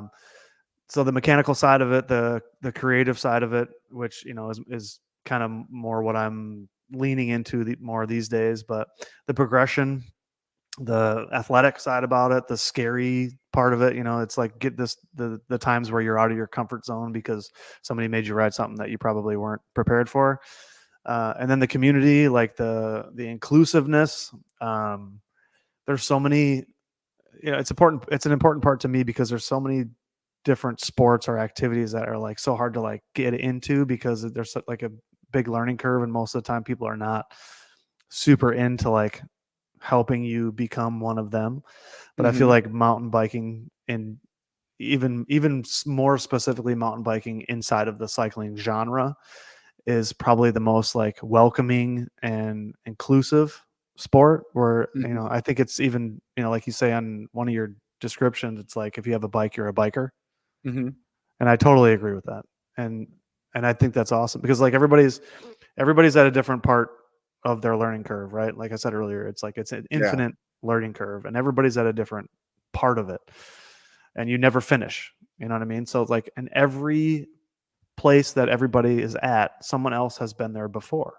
You know what I mean? So as someone is starting, you can put yourself in that position, say, I was in that place before. I didn't know that I needed tubeless tires. I had no idea.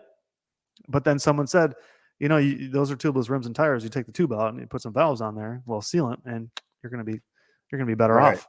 And you go, wow, what the hell are you talking about? Tubeless tires. You know what I mean? Like there's a million examples of that.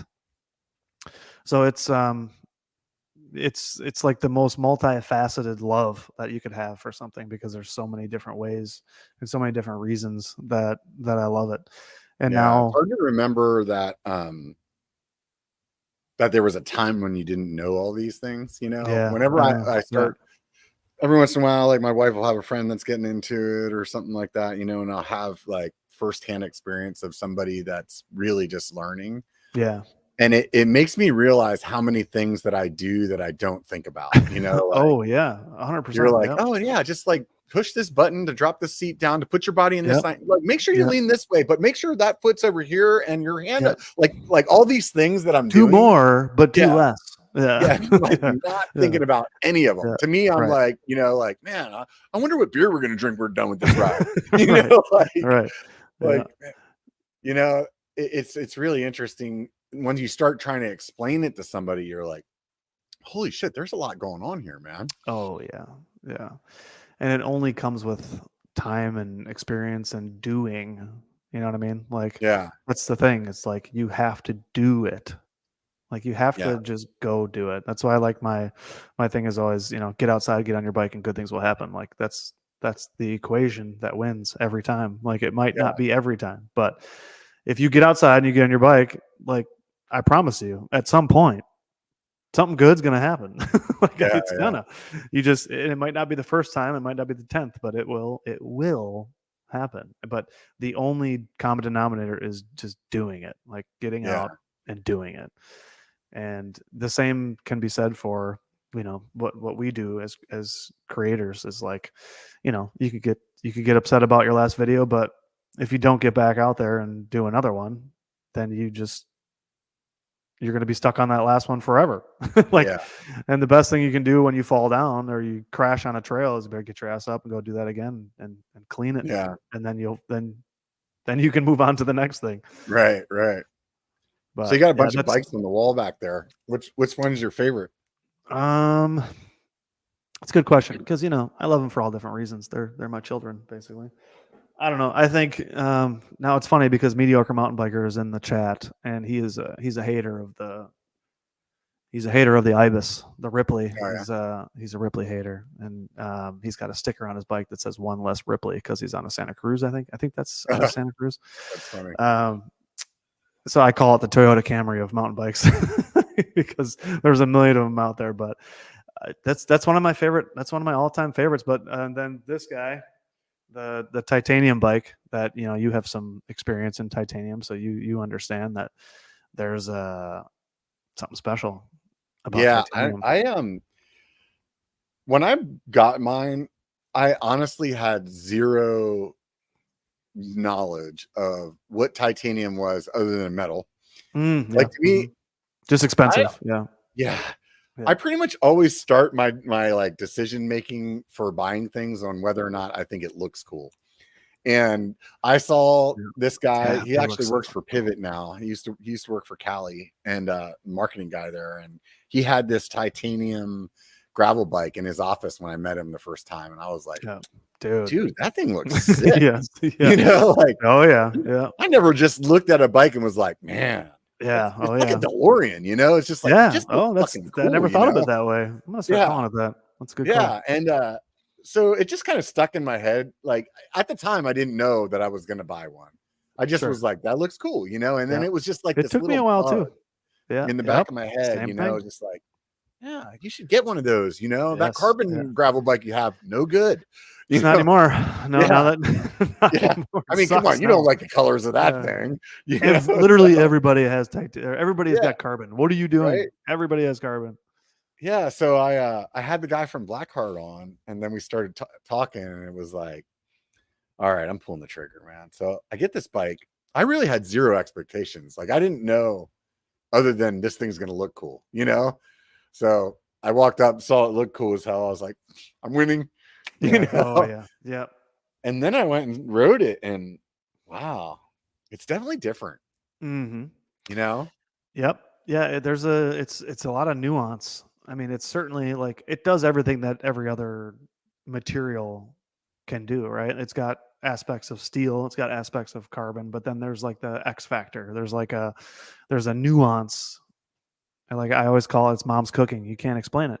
You could take the same, like I could make a sandwich and then she'd make the same exact sandwich and somehow it would taste so much better. That's what that thing is. it's like better. And Yeah. I mean, on a molecular level, I can't tell you why. All I know is that it's got some compliance in ways that other ones don't, and it's light, and it's just got that thing. It's got a thing to it that I love. But that's like the most impressive road / gravel bike I've ever had, and then the Ripley is the most impressive mountain bike that I've ever ridden. I have like bigger. I have had bigger travel mountain bikes that can handle a lot of nonsense. Like the Spectral is a very capable all mountain bike. It's been through a lot of shit with But I me. think for where you live, the Ripley's, that's a short travel 29er for, yeah, 130, 120. Right? Yeah. I think for you, where you live, that's a perfect bike. It is. It really like is. That or like a tall boy. That Mm-hmm. that kind of travel range is. Yep. Yeah, like if I'm going somewhere and I don't like, and it could get gnarly. Like if things are gonna get real gnarly, then I'd probably ride my all mountain bike. I'd probably ride the Spectral. But any other time, like the Ripley definitely punches like over its weight class. Like it can handle way more than I ever thought that it could, and well, like it's kind of crazy, like what it can do with 130 mil of travel. Like and I had can that put flats on for it. a while. It was I had a 140 fork on it, and it's 120 in the back, and I rode pretty much everything that I would ride my big bike on with that bike, and it handled it. It just beat me up a little bit more, a little bit more. Yeah. But overall, like as far as like the way that the geometry went, it was just so fun because it's like when you're trying to lay down the power, like it just like reacted better. And yes, exactly. Yeah. I mean, even whenever like when I first got like back into mountain biking in 2005-ish, 6-ish, something like that. The bike that I bought it had 140 millimeter fork, and I don't remember what the back end was, probably close to that, right? And everybody was like, "Oh my god, that's so much suspension! What are you gonna do? Like rampage or something? Like enjoy your pogo stick." Yeah. Oh, like who needs that much suspension? And it's like, lo and behold, like a couple years later, they're like 140. That's not enough, No. like. But what's your that's like XC bike territory now. 140. Yeah. That's my down country bike is 140. Yeah, so like that was one of my things whenever I got that bike. It was like, I rode all these trails with this much suspension in the past, and like at that time I thought that was like amazing, Yeah. And it's just a really good spot. That I'm getting a Fazzari Delano. Ari. Yeah, that's it. Yeah, thank you. I mean, who's sponsored here? Me or you? Right? Come on. Yeah, I'll send you your percentage. Thank you. So that's a 150, 130. And so I'm really curious to see where that falls, because that's like a little bit bigger than my tall boy, where there were some times where I definitely got myself in some situations with that tall boy where I was like, man, this would have been great, but I could have used just a little tiny more. So I'm wondering how I'm excited to try this bike out and like see where that kind of falls in the mix. I wonder, you think I'm your only guest that doesn't have a bike sponsorship? I don't know. Probably not. I've had some that hurts. No, definitely not. Definitely not. Yeah, that hurts. Yeah. It's okay. You can tell me. I can take it. It's fine. Yeah. No, I've had people on the channel that are like just starting. Yeah.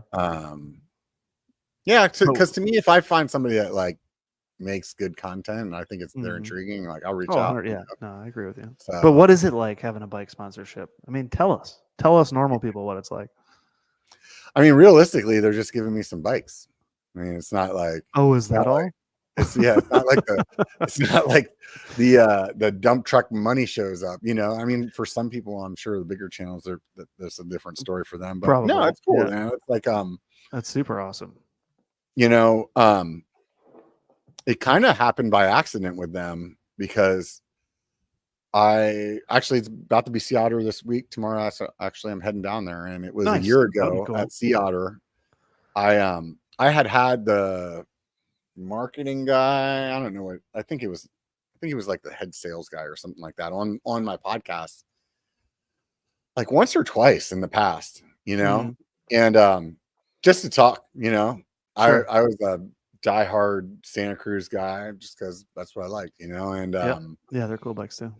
And I was at Sea Otter last year and I was talking to him and I was like, hey dude, why don't you guys have like a media bike or something you could send me and I could just There like you go. do a review on it or something? That'd be fun. Mm-hmm. I'll send it back to you. Like, Yeah. I was like, I never did that before. That sounds like something that you would say, Yeah.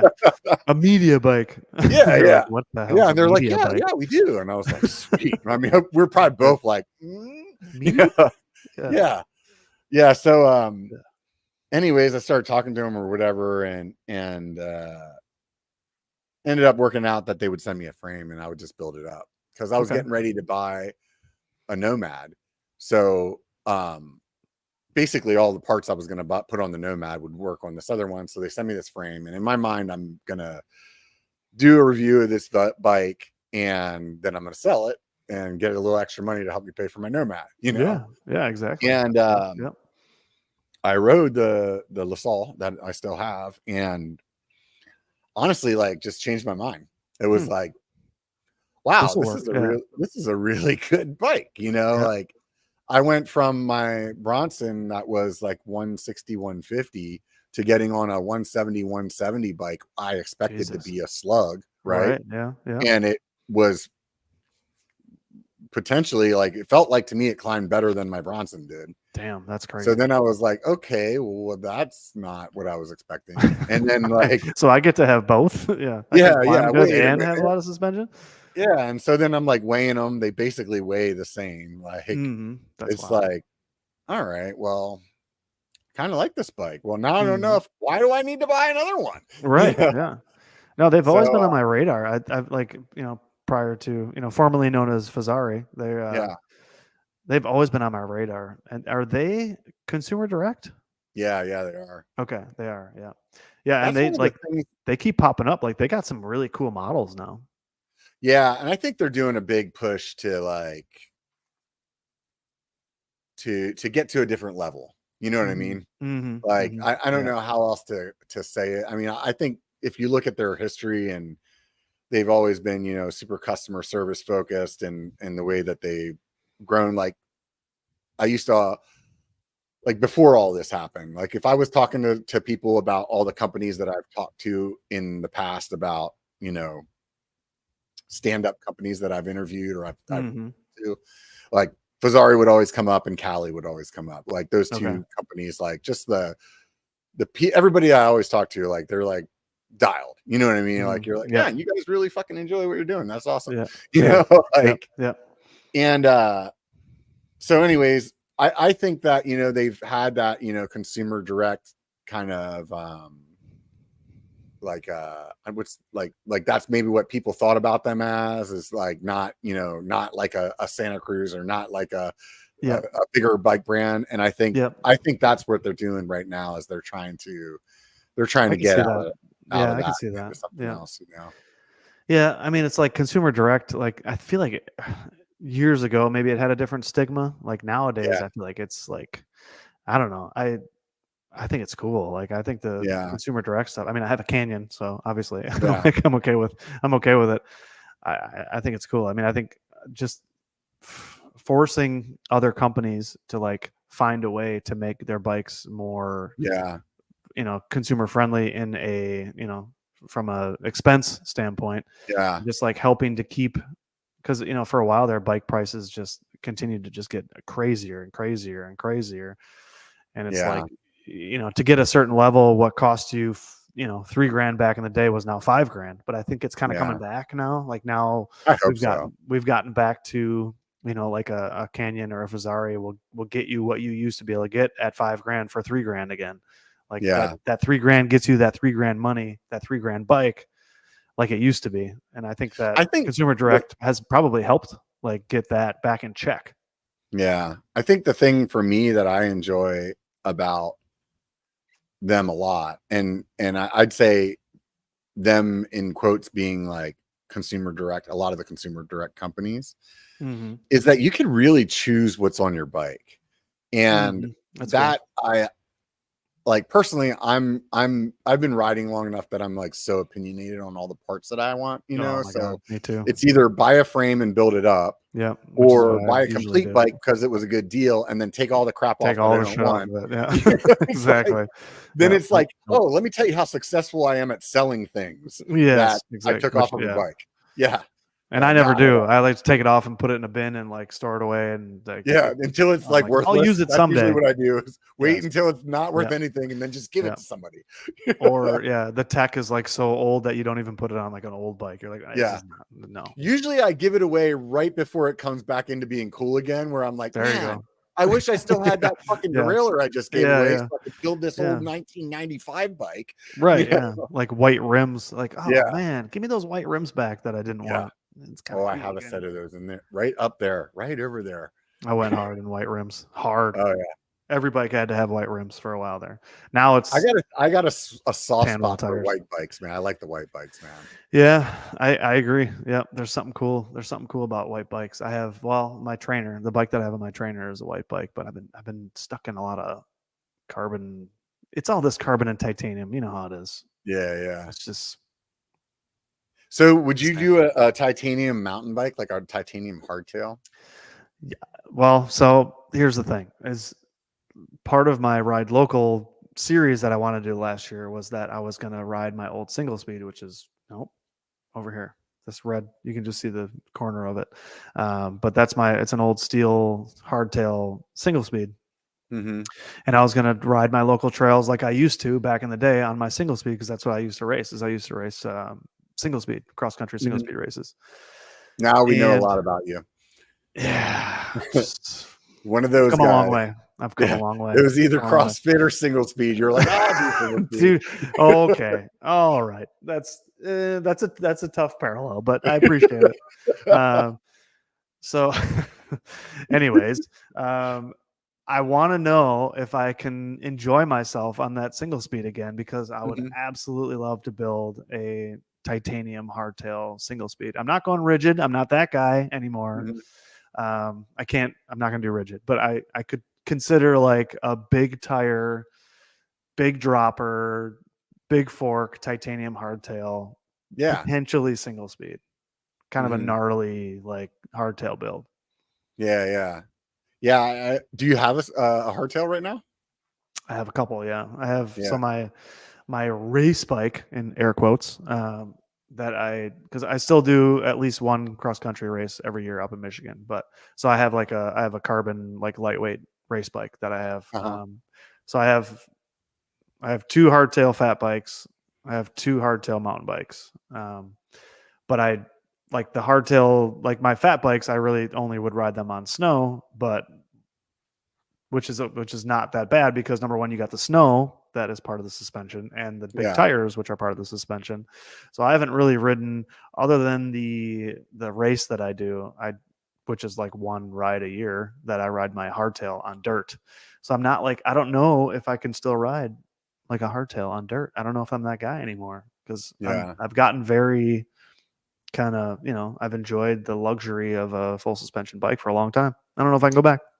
I bought a hardtail a few years back just because I needed something to make the trails great again.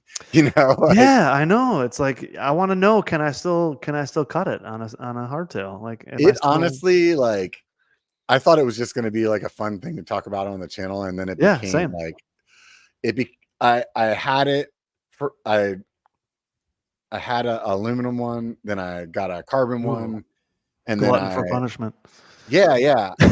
Because what happened was I went from like, ooh, this made everything a little bit harder. Then it was like, well, let me see if I can get the same times on this hardtail as I did when I freaking like 150 bike. And then, and then I'm really just beating the living shit out of myself, which was fun too. And then I was like, oh wow, you're in your 40s and your back really hurts. Screw this hardtail. I'm wondering. So I got rid of it. Okay. And I was like, that's when I bought the tall boy, and I was like, this is perfect. And then I sold the tall boy, and I had all these parts sitting around, and I was like, man, it'd be really fun to have a hardtail again. And here I am with another one. So it's have you put some miles on it? What do you think? Oh, can for you sure. do it? Yeah, no, definitely. I think there's it's like, I mean, you have a whole toolbox behind you, and I think that's the way I look at my hardtail. Is it's like it's just the right tool for what trail. So there's a Super XC kind of trail around here that, like in the summertime, I'm putting a lot of miles in, but not every day can be a like epic freaking like smashing beers with your buddy when you're done ride, Sure. And some of them are like, yeah, this is just like me going out for an hour and 45 minutes and just like trying to like bruise my soul, and that's when I'm like, oh, I'll do that like cross country ride, but if I do it on a hardtail, it hurts a little more, or it's like maybe it's a little more fun in the sections that are like, if I was on a full suspension bike, it'd be like, oh, this is dumb, but like, you wouldn't think twice about it. Yeah. But then like the things that I really enjoy, it's kind of like being on my gravel or on my tie bike. It's like when you pedal, you just feel like, my God, man, everything is just fucking going into the drivetrain, into the ground. Like you're like pure you acceleration. Just feel like you're like you're coming around those corners, and you feel like a kid again because you feel like you're on a BMX, but you got a fork, like, you can't. There's no replacement for that like connection. That hardtail acceleration is amazing. And then like the next step is single speed, because then it's amazing when you take the derailleur out of the equation. There's so much stretch and damping going on with that derailleur. So once you go single speed and you mash the pedals like you are used to, the acceleration is insane. Like, I am like this close to becoming a single speeder with the hardtail situation. And I've multiple times in my, let's just call it cycling career, have like got the stuff. Like I actually have like the conversion for a hub up there in the cabinet. And I think maybe it's this year. I don't know. I rode a single speed road bike for a while. And I definitely got like the itch then, where I was like, oh, I really, really should, because it was like one of my favorite things. It's pretty flat here in Sacramento, so I would like commute to work on this bike, and so I had it like set up with I don't even know what's up front, like a 58 or something like that. You know what I mean? Yeah. Like, and it's like passing a guy on a geared bike when you're on a single speed just feels so good. Oh man. Yeah.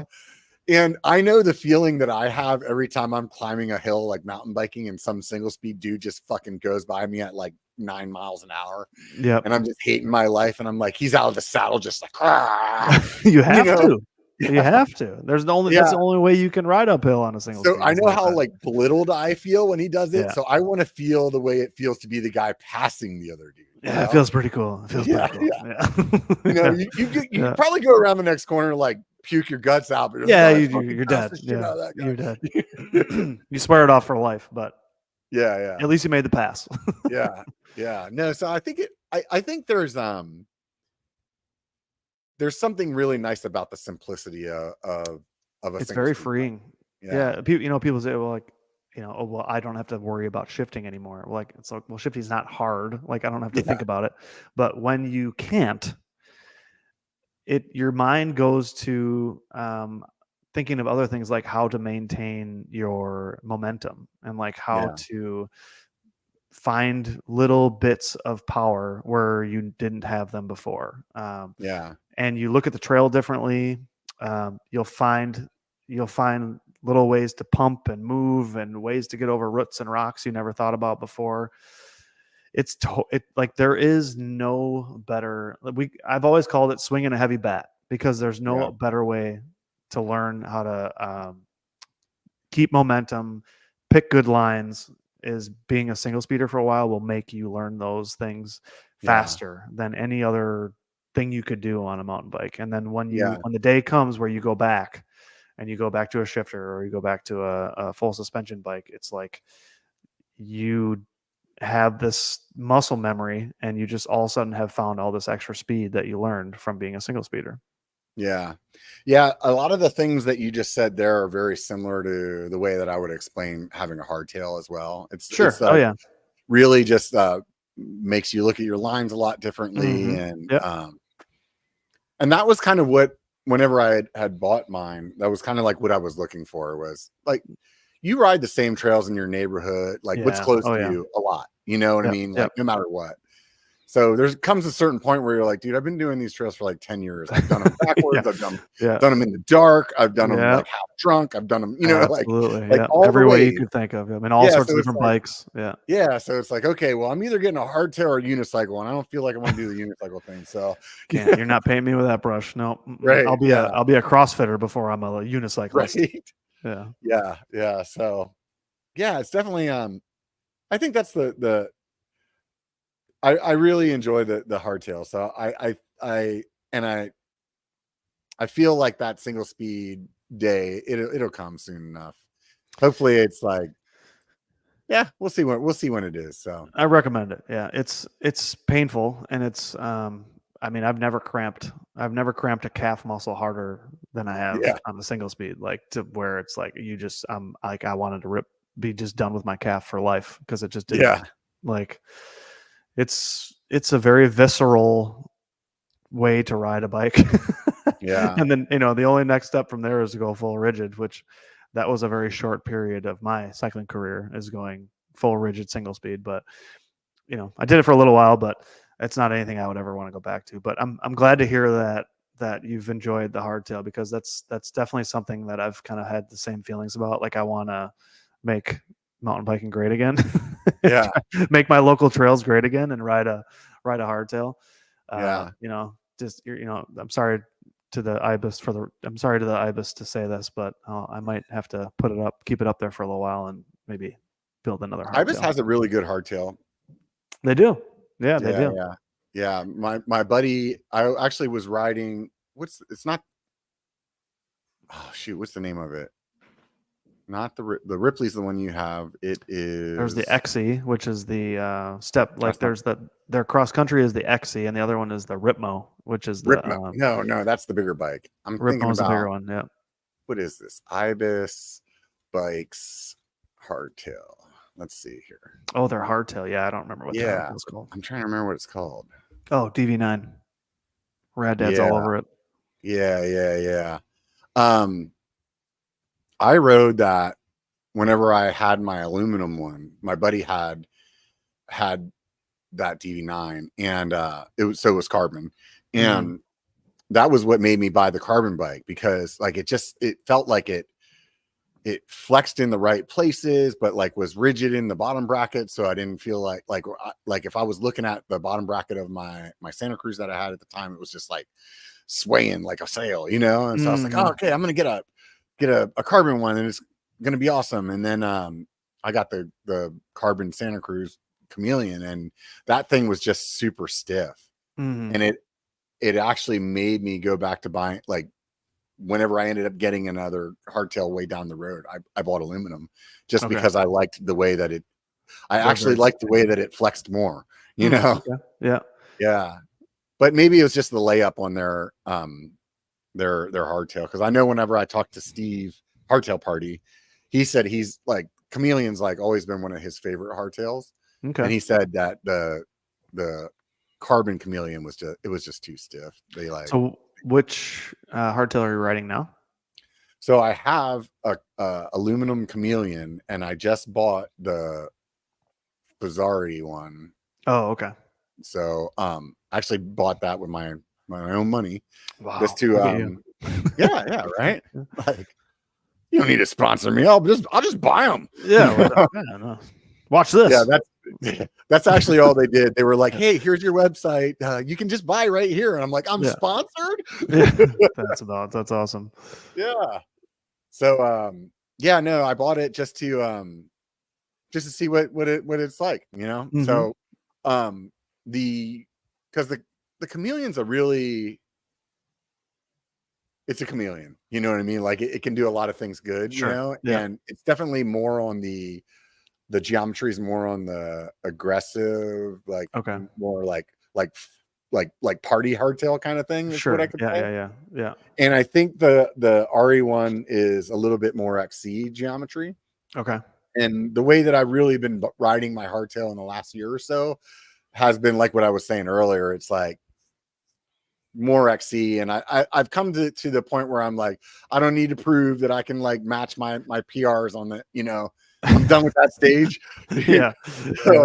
So I'm like, okay, I want to see, like more of the XC geometry, and like if I go out there and ride that loop on this thing, is it going to drop like minutes, or is it going to like what's the difference going to be, Yeah.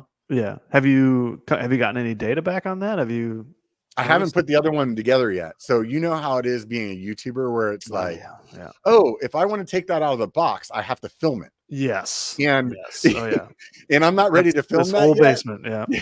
My buddy was over here the other day and he was like, dude, you've had that bike for like a month. Like, what if the wrong one's in the box? Yeah, it's not that simple, man. Yeah. Then I need to film me figuring it out that it's not the right bike. Yeah. Yeah. I am not opening that box until I'm ready to make that video. So yeah. It was funny when he said that though, because it never even crossed my mind. I was like, huh. Yeah, maybe I should cut a little hole in the side. Yeah. I mean, but if it is the wrong bike, you need to capture that moment where your disappointment sets in on video so that can come through and everybody can be like, oh my God, that's not the right bike. And it's so disappointing. Yeah. No. So I think that'll be exciting. So it'll be interesting to see, and so I'm going to ride it stock, like just the way, like I bought the cheapest one they had. It was with tax and everything. It was like barely over $1,000. Damn. That's pretty good. So that's pretty good. Because realistically, I just wanted a frame, but I think they don't sell the frame of that bike by itself. Okay. So I was like, all right, well, I'll just buy this thing and then I'll put all my parts from my Chameleon on it. And then we'll see what happens. So yeah, I'm really kind of looking forward to that, because then that's kind of in the stories that I want to tell this year. That's going to be part of the story, is like which bike that I decided to use for this trail and whether it was the right bike or not. Sure. No, that's cool. I think it's too normal for everybody to just talk about the trail bikes. You know what I mean? Like that's the norm, which I get. Like that's probably the most common bike, but it's, not everybody is going to have that bike for their first bike. So I think it's cool for people. Like people need to know that it's okay to have a hardtail. Like you could ride a hardtail forever and still do all the same stuff that everybody else does. Like hardtails are so capable, and the geometry, the modern geometry on a hardtail nowadays can handle way more than it could back in the day. Oh yeah. I mean, the geometry on my 1993 Giant ATX 760 was probably not even as good as my gravel bike's geometry. Oh, well, it was trying to kill you. It was designed to try to kill you. Yeah. The funny thing is like they called it oversized tubing, and the top tube was probably not much bigger than my like seat stays are on my current or your seat post or something. Yeah. Old geometry was like, let's make them as short as possible, short chain stays, really steep head angles. That way, if something goes wrong, you just go over the handlebars, like right away. Yeah, just get out of the way, and just start over. Well, that's why they made the handlebars so narrow, so you could just like real easy just toss them right between your legs. Yeah, throw them to the side. Boom, you're off the bike. No worries. Yeah, that's good stuff, man. Yeah. So what are you stoked to do in the channel this year? Really excited to finish this Dutchman's Den. That's the most important thing. Like once I get that done and like get this squared away and have my space, have my studio, have a place to like, just a place to do more builds. Because one of the things I really have wanted to do is a hardtail build, potentially, a steel build or a titanium build. And then I do want to hit the local trails. Like there's like a lot of really good stuff happening at our local trails, and there's like 3 or 4 spots that I want to hit and like give everybody my take on it. And there's some polarizing things that are happening at some of the trails that, were local, like raw, like classic single track trails that have now become like machine cut, like kind of bigger flowy style trails. And, so that's always the debate on what's better. Yeah. And, the guys that, like that were riding these trails for 30 years, like myself, are, some people like the change, some people don't. So there's some controversy that I want to dig into. But yeah, there's probably, I want to build a hardtail, something kind of rad, kind of rowdy. And then I want to hit the local trails. Cause I have never, it's a shame to me. It's strange to me that I've never done videos at local trails. Like I have videos like from Truckee, but I don't have any videos from my local trails I've been riding for 30 years. Yeah. So that's I would a big say one. on your hardtail, if you can get something that will fit a 27.5 plus and a 29er, that would be my advice. I think 29 or 27.5 plus is potentially like going away, but let's just try to keep it alive as long as we can, because man, it's just really cool because you can run these like lower pressures and you have a lot more suspension out of it than like a so do you run like a 3-inch tire or like what? No, I have a 2.8. But then you can run like a Maxxis oh shit, I'm drawing a blank on the name right now. Because I'm a big fan of like a 2.6. Like I like a big tire. Like I'm definitely even on my mountain bikes, like regular mountain bikes, not plus. I like a bigger tire, like a 2.6. I use a 2.5 on pretty much all my mountain bikes, but that Recon, that's what I was thinking of. The Maxxis Recon. Yeah. So that on a 2.8, and then you have like cush core in there or something like that, and you can drop the pressures down to like 16, PSI or something like that. And it just because that tire is so much wider, even though the grip is so small, like the tread's so small, it just holds everything really well. It rolls really well, and it gives you like a nice suspension platform. You know what I mean? No, I agree. I have one of my fat bikes. One of my fat bikes has a front fork, suspension fork, and a dropper, and I have a plus size set of wheels for it. So for my wife's mountain bike, whenever she wants the mountain bike, I'll put the plus size wheels on the fat bike for her, and so because she likes the extra like just stability. The stability of the bigger tire, and I've ridden it too, and it's like and those are 2.8s, I believe, and they're really nice. Like they roll really good, like way better than you would expect for a bigger tire. And it's just like you said, the platform. There's like a really good like suspension platform to them when you get the pressure right. Yeah, that was one of my videos that I was hoping to do this year, was comparing those 2.8s to a 29er 2.6, and seeing like what I felt, like. Well, because I've never ridden my hardtail with 2.6s on it. I had like 2.4s or something like that. So maybe a 29 or 2.6, I'll be stoked about it. I don't know. Maybe. Yeah, it might be a good middle ground for you between those two. Yeah. I'll be interested to see. I have the bird wheels as well. And I want to do a little like kind of shootout between my 27.5 and the bird wheels, just to see like. I love those bird wheels. Yeah, they're I got the wheels from them, and I had this plan for the hardtail situation, and then the deal with Ari kind of happened, and then I was like, oh well, not that they told me I couldn't, but I was like, I don't want to do this other video on my Santa Cruz bike if I'm going to be like telling everybody I'm sponsored by Ari. That's why I bought the hardtail. And I was like, it'll be fun to like see that happen, but unfortunately I haven't been able to get to that bird video, so I'm really curious to see how they feel on the hardtail, because I put them on my 170 bike. They just feel like other wheels to me. I was gonna say, you never notice. I think they'd be awesome on a hardtail like that. I feel like they'd be perfect on a hardtail. Yeah, that's what I'm thinking. And like, so maybe I'll be like, hey, I don't care about 27.5 plus dying. Maybe I'll be like, hey, just bird wheels and 2.6 tires, and boom, you're on 29er. Yeah, the only way that I like when I think about this like hardtail dream build that I'm thinking about, like it would have to have bird wheels. Like I think that's got to be part of the equation. Like because they really did.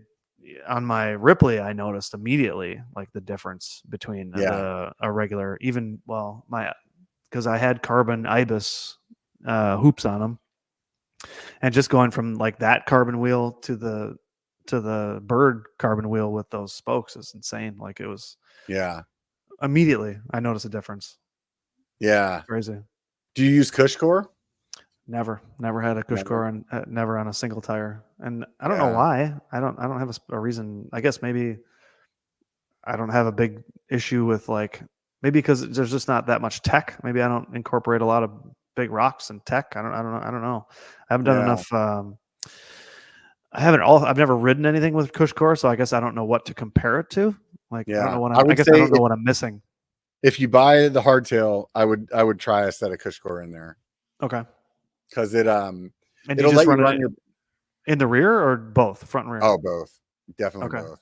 But that's me. I mean, how much do you weigh? 190. Yeah, so you're pretty damn close to Clydesdale then. So like, I would run them both, dude. Honestly, like, when you talk to I went up there. They're in Bend. I talked to them at their facility, and they're very adamant that it's like a suspension platform. You know that like. Guys that run it in one wheel, they're not like getting the full benefit of it. So no, that makes sense. For me, it's not, and also for them, they would tell you the rim protection is like a side benefit. That's not what they made it for. Interesting. It's for like so that it's a dampening thing. You know what I mean?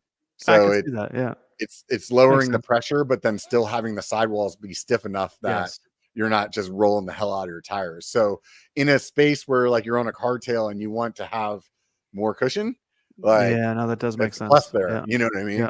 Yeah. I mean, the downside is you got a little extra weight in your wheel, but it's nominal. I mean, you almost like it's like adding preload to your tire, like you add preload to your suspension.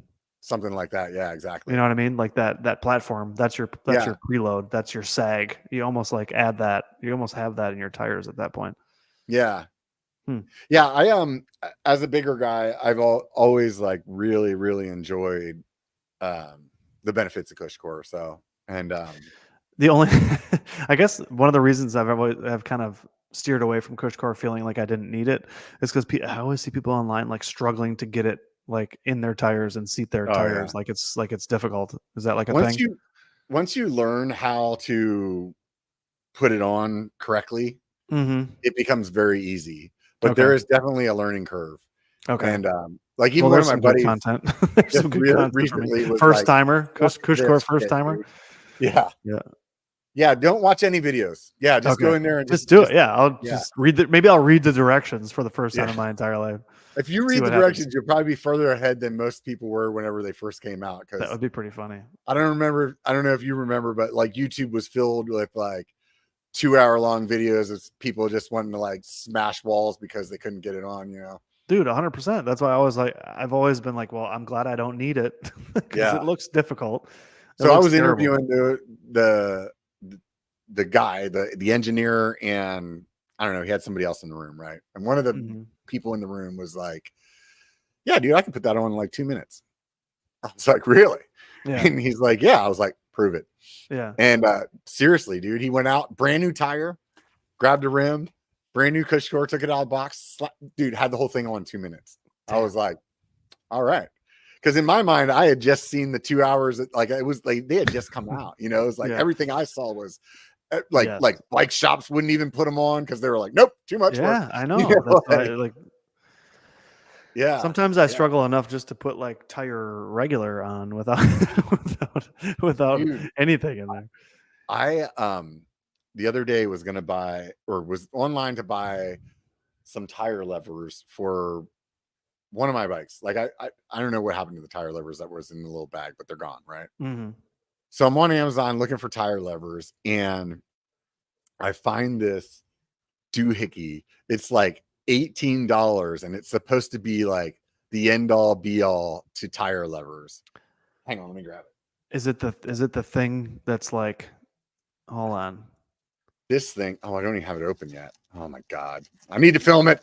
Yeah, well, you're filming it right now. Just screen, do a screen record. this rehook thing. Yes, I've seen that. Yep. So I bought this purely because I was like, I don't care about your 500 reviews that could be a bot. Like, I need to see if this thing actually works. But allegedly, you just slide the tires right on the rim. It doesn't even matter. Like, it's like butter. So that will be a video. I'm excited for you to try that. I've watched some videos on that one too. What do you think? Do you think it's bullshit or do you think it's real? A YouTuber friend of mine tried it and it didn't go as planned. Oh, son of a bitch! I watched a couple of videos. So. Maybe he didn't read the instructions. You might have to read the instructions and then you'll be all good. I'm not reading any damn instructions. No, don't do that. It goes against everything we stand for. Right? We don't do that. Yeah, I know. So yeah, I'm really curious. I really don't think that this is going to change my life, but for $18, I was like, this is at least worth me making $3 on a YouTube video. Yep. There you go. That's it. See, that's how I got to start thinking about stuff too. Yeah. I mean, that's a good point. Yeah. I mean, that's basically the way you run a business, right? Like 90% loss at all times, right? Of course. Yeah. Plan to fail. Yeah, exactly. So that's rad, man. Yeah, I am. Yeah, it's funny.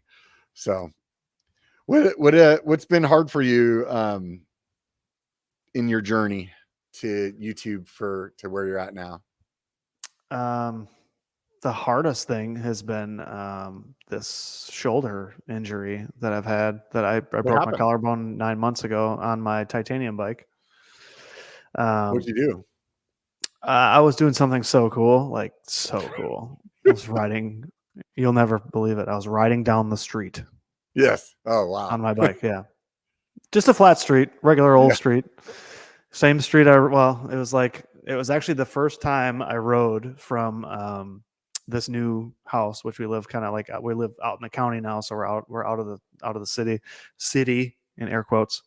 Not much of a city, but now we're outside the city. So more like county roads, like just like 2-lane highways, farmland, like pitcher dairy land. That's where I live. Just riding down the road and was on a section of road where it was downhill. I was going like 23 miles an hour, which was fine. I was just cruising, not paying attention to really anything, just listening to music. And my front tire just kind of wandered off the edge of the asphalt, and it was a really low shoulder. So it was like a 4-inch dip down to the next level of gravel. And by the time I noticed what was happening, the front tire had just come out from underneath me and landed head first right on my helmet, left side of my helmet, and just kind of ground that down. But it was the same type of crash that most people would break their collarbone, and it would be just another broken collarbone in the history of cycling. Yeah. But for whatever reason, my shoulder, and my doctor was like, I was wondering when that was going to happen. Yeah. I was like, what are you talking about? He's like, yeah, football players and cyclists. Yep. Yeah, they always do this. Like the clavicle separation. Yeah. Right. Right. AC. I did that too. Snowboarding, but it hasn't healed for whatever reason. It wasn't displaced, so they didn't have to operate on it. There was no plate or anything installed. And for whatever reason, it's just the last 9 months I've been dealing with this. That's honestly it's literally been 9 months, and it's still, actually, I got a CAT scan last week, and it still has, the crack is still there. It's like still broken. It won't heal for some reason. And so I'm like $5,000 invested into the shoulder and received 0 treatment, and it's not any better. So this has been in my cycling career, this has been the most difficult thing, because now I still mountain bike. I'm still riding. I'm still doing everything, but everything, I can't do it in the same fashion that I used to. So in the way that I used to ride my bike, I can't ride my bike the same way. And so I'm not like, I can't hit jumps the same way I used to. I can't hit drops the same way I used to. I can't. It's really hard to be this far down the line from the incident that I thought was going to be like a 3-week, 4-week recovery. And it's just nagging, and certainly everybody's had their nagging injuries. This one is it's just been, especially trying to rehab this house and do all the work that needs to be done here. Well, it sounds like you're resting it well. That's part that might people say. Everybody's a doctor when they talk to me. Everybody's a Right. doctor. And they're like, Yeah, well, maybe yeah. you shouldn't have cut down that tree. Maybe you shouldn't have pulled that bush. Yeah. Maybe you shouldn't have gone for a mountain bike ride. Maybe you shouldn't have gone here or there. You shouldn't have gone wake surfing. And I'm like, you know what? I did. Yeah, right. Yeah, and it should have still, I don't care what I did. I don't care. I should have healed in 9 months, regardless of what I've done. Right. So yeah, maybe it's just me in denial of my lack of proper recovery, but that's been the hardest thing for me. Yeah, it sucks. It's just been a physical thing that is like, I've Yeah, had a when I lot of separated injuries. my shoulder, it took like 6 months for it to heal, and I basically just didn't. Same. I couldn't ride for 6 months, Yeah. and that's my therapy, you know. And it definitely was like emotionally very hard for me. I remember the first ride that I went on after my shoulder was like, it wasn't even better, like totally better, but it was like, I don't care at this point. I'm getting on this bike. Yeah. And I did not go very far because I was out of shape and everything hurt, and like, but it was like, I remember like it almost brought like tears to my eyes to like be on the bike again, you know? Yeah, totally. No, I feel the same way. I've just never not healed. You know what I mean? Yeah. Like I've always, it's that whole progression thing, like knowing that you're getting better. Yeah. But when you're not, that's a tough situation. Like, you know, it's like, it would be like riding every day for 9 months and not getting any faster or better, or like, you know, not improving. That just like not improving for 9 months is like, that's tough. That's not what I'm used to. I'm not used to that. I'm not used to not healing and not getting better. And that's been the hardest thing for me. That, and like, it changed me though too, because then I was like very timid for a long time. Like I feel like like I will be too. afraid of getting hurt again. So I definitely, like, it took a couple of years until I got back to the point where I was like willing to send it, let's just say, you know, like I was like, no, I'm fine, we're cool. And like, now, I'm definitely like, I'm one of those guys where I'm like, yeah, the leaf fell on that tree wrong today. I'm not. You see that? Yeah, you see how it did like the thing. I know. Yeah, I'm not, like, that's not feeling it today. You know, like that was a me sign. walking down the hill. Yeah, you know, and then the next day or like an hour later on the same ride, I'm like, yeah, just fucking sent right over it. Yeah. You know? But like, you walked that other section, it was flatter than this. I'm like, I don't know. Don't tell me what I did. Don't tell me what I did. I know what I did. Yeah. Prove it. Yeah, exactly. But yeah, that's been the struggle, and it's funny because at the same time I've been watching, as we talked earlier, like been watching all my analytics, which we're not supposed to look at, struggle. So I'm just like, you know, it's like, well, it's my shoulder, like it's totally my shoulder. Like I'm just not the same guy. I'm not producing like I should be, and so it's.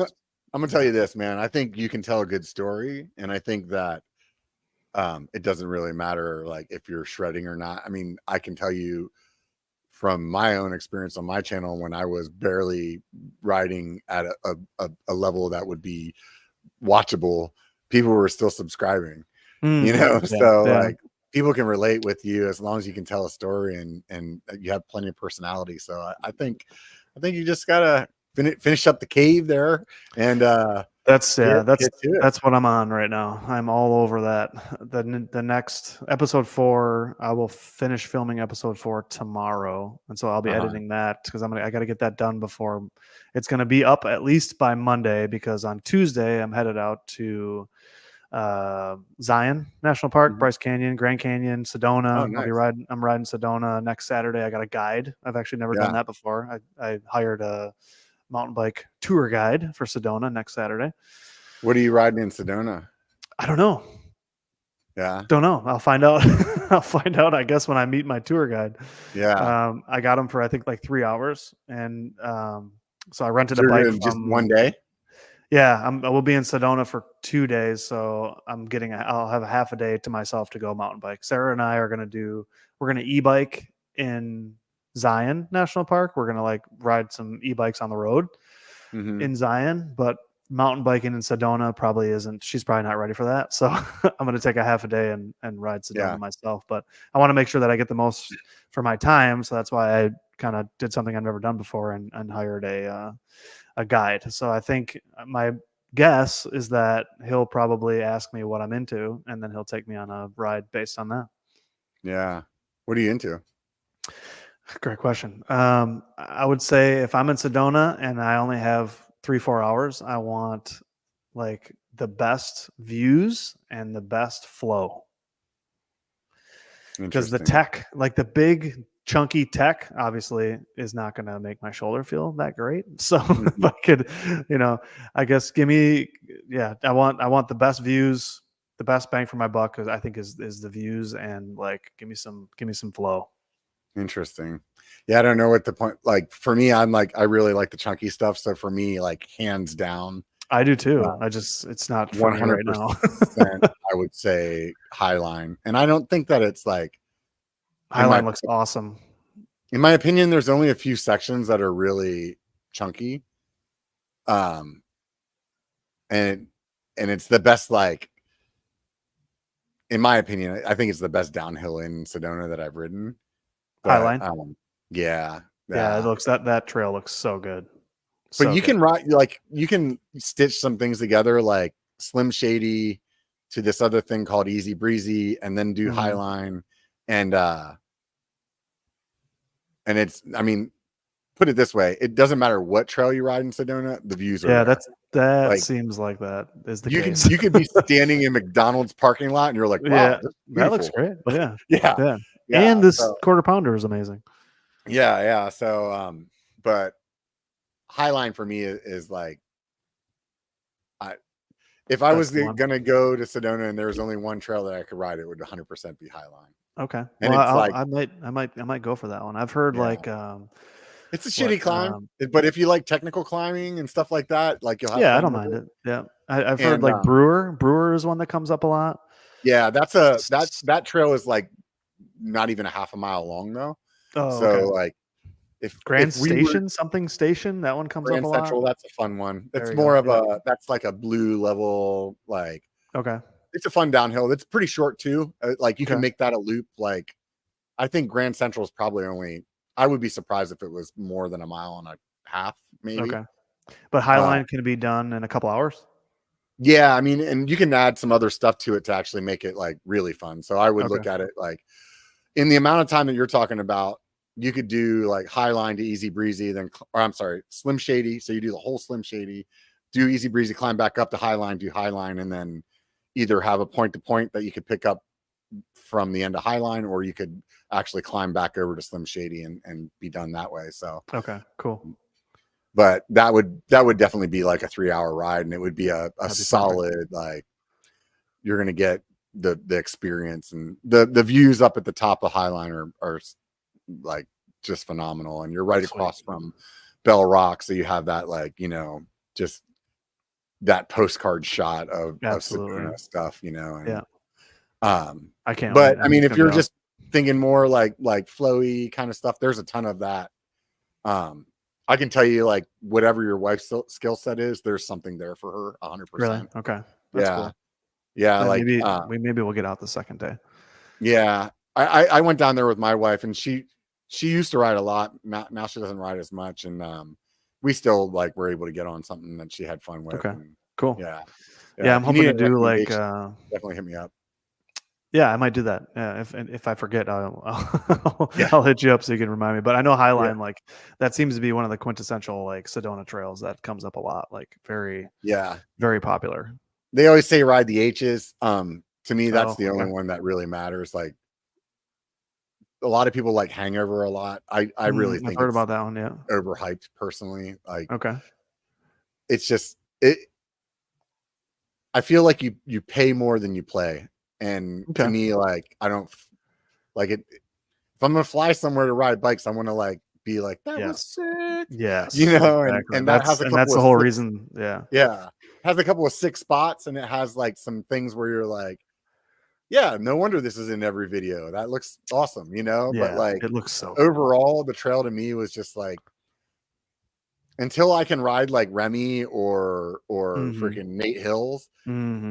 Like they make that trail look sick. Yes. I do not ride that way.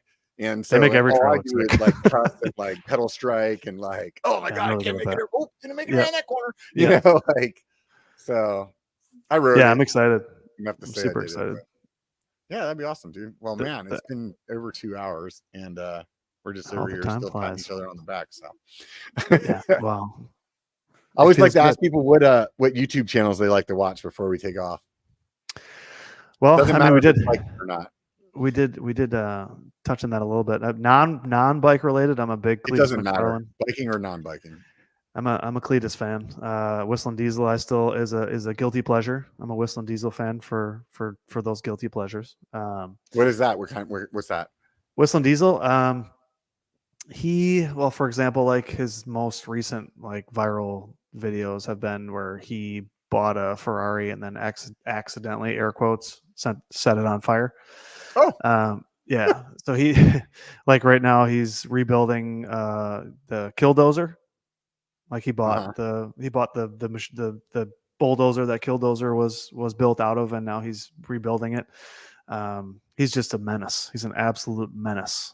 Does the most insane shit. Like just destroys everything. Again? Whistling Diesel.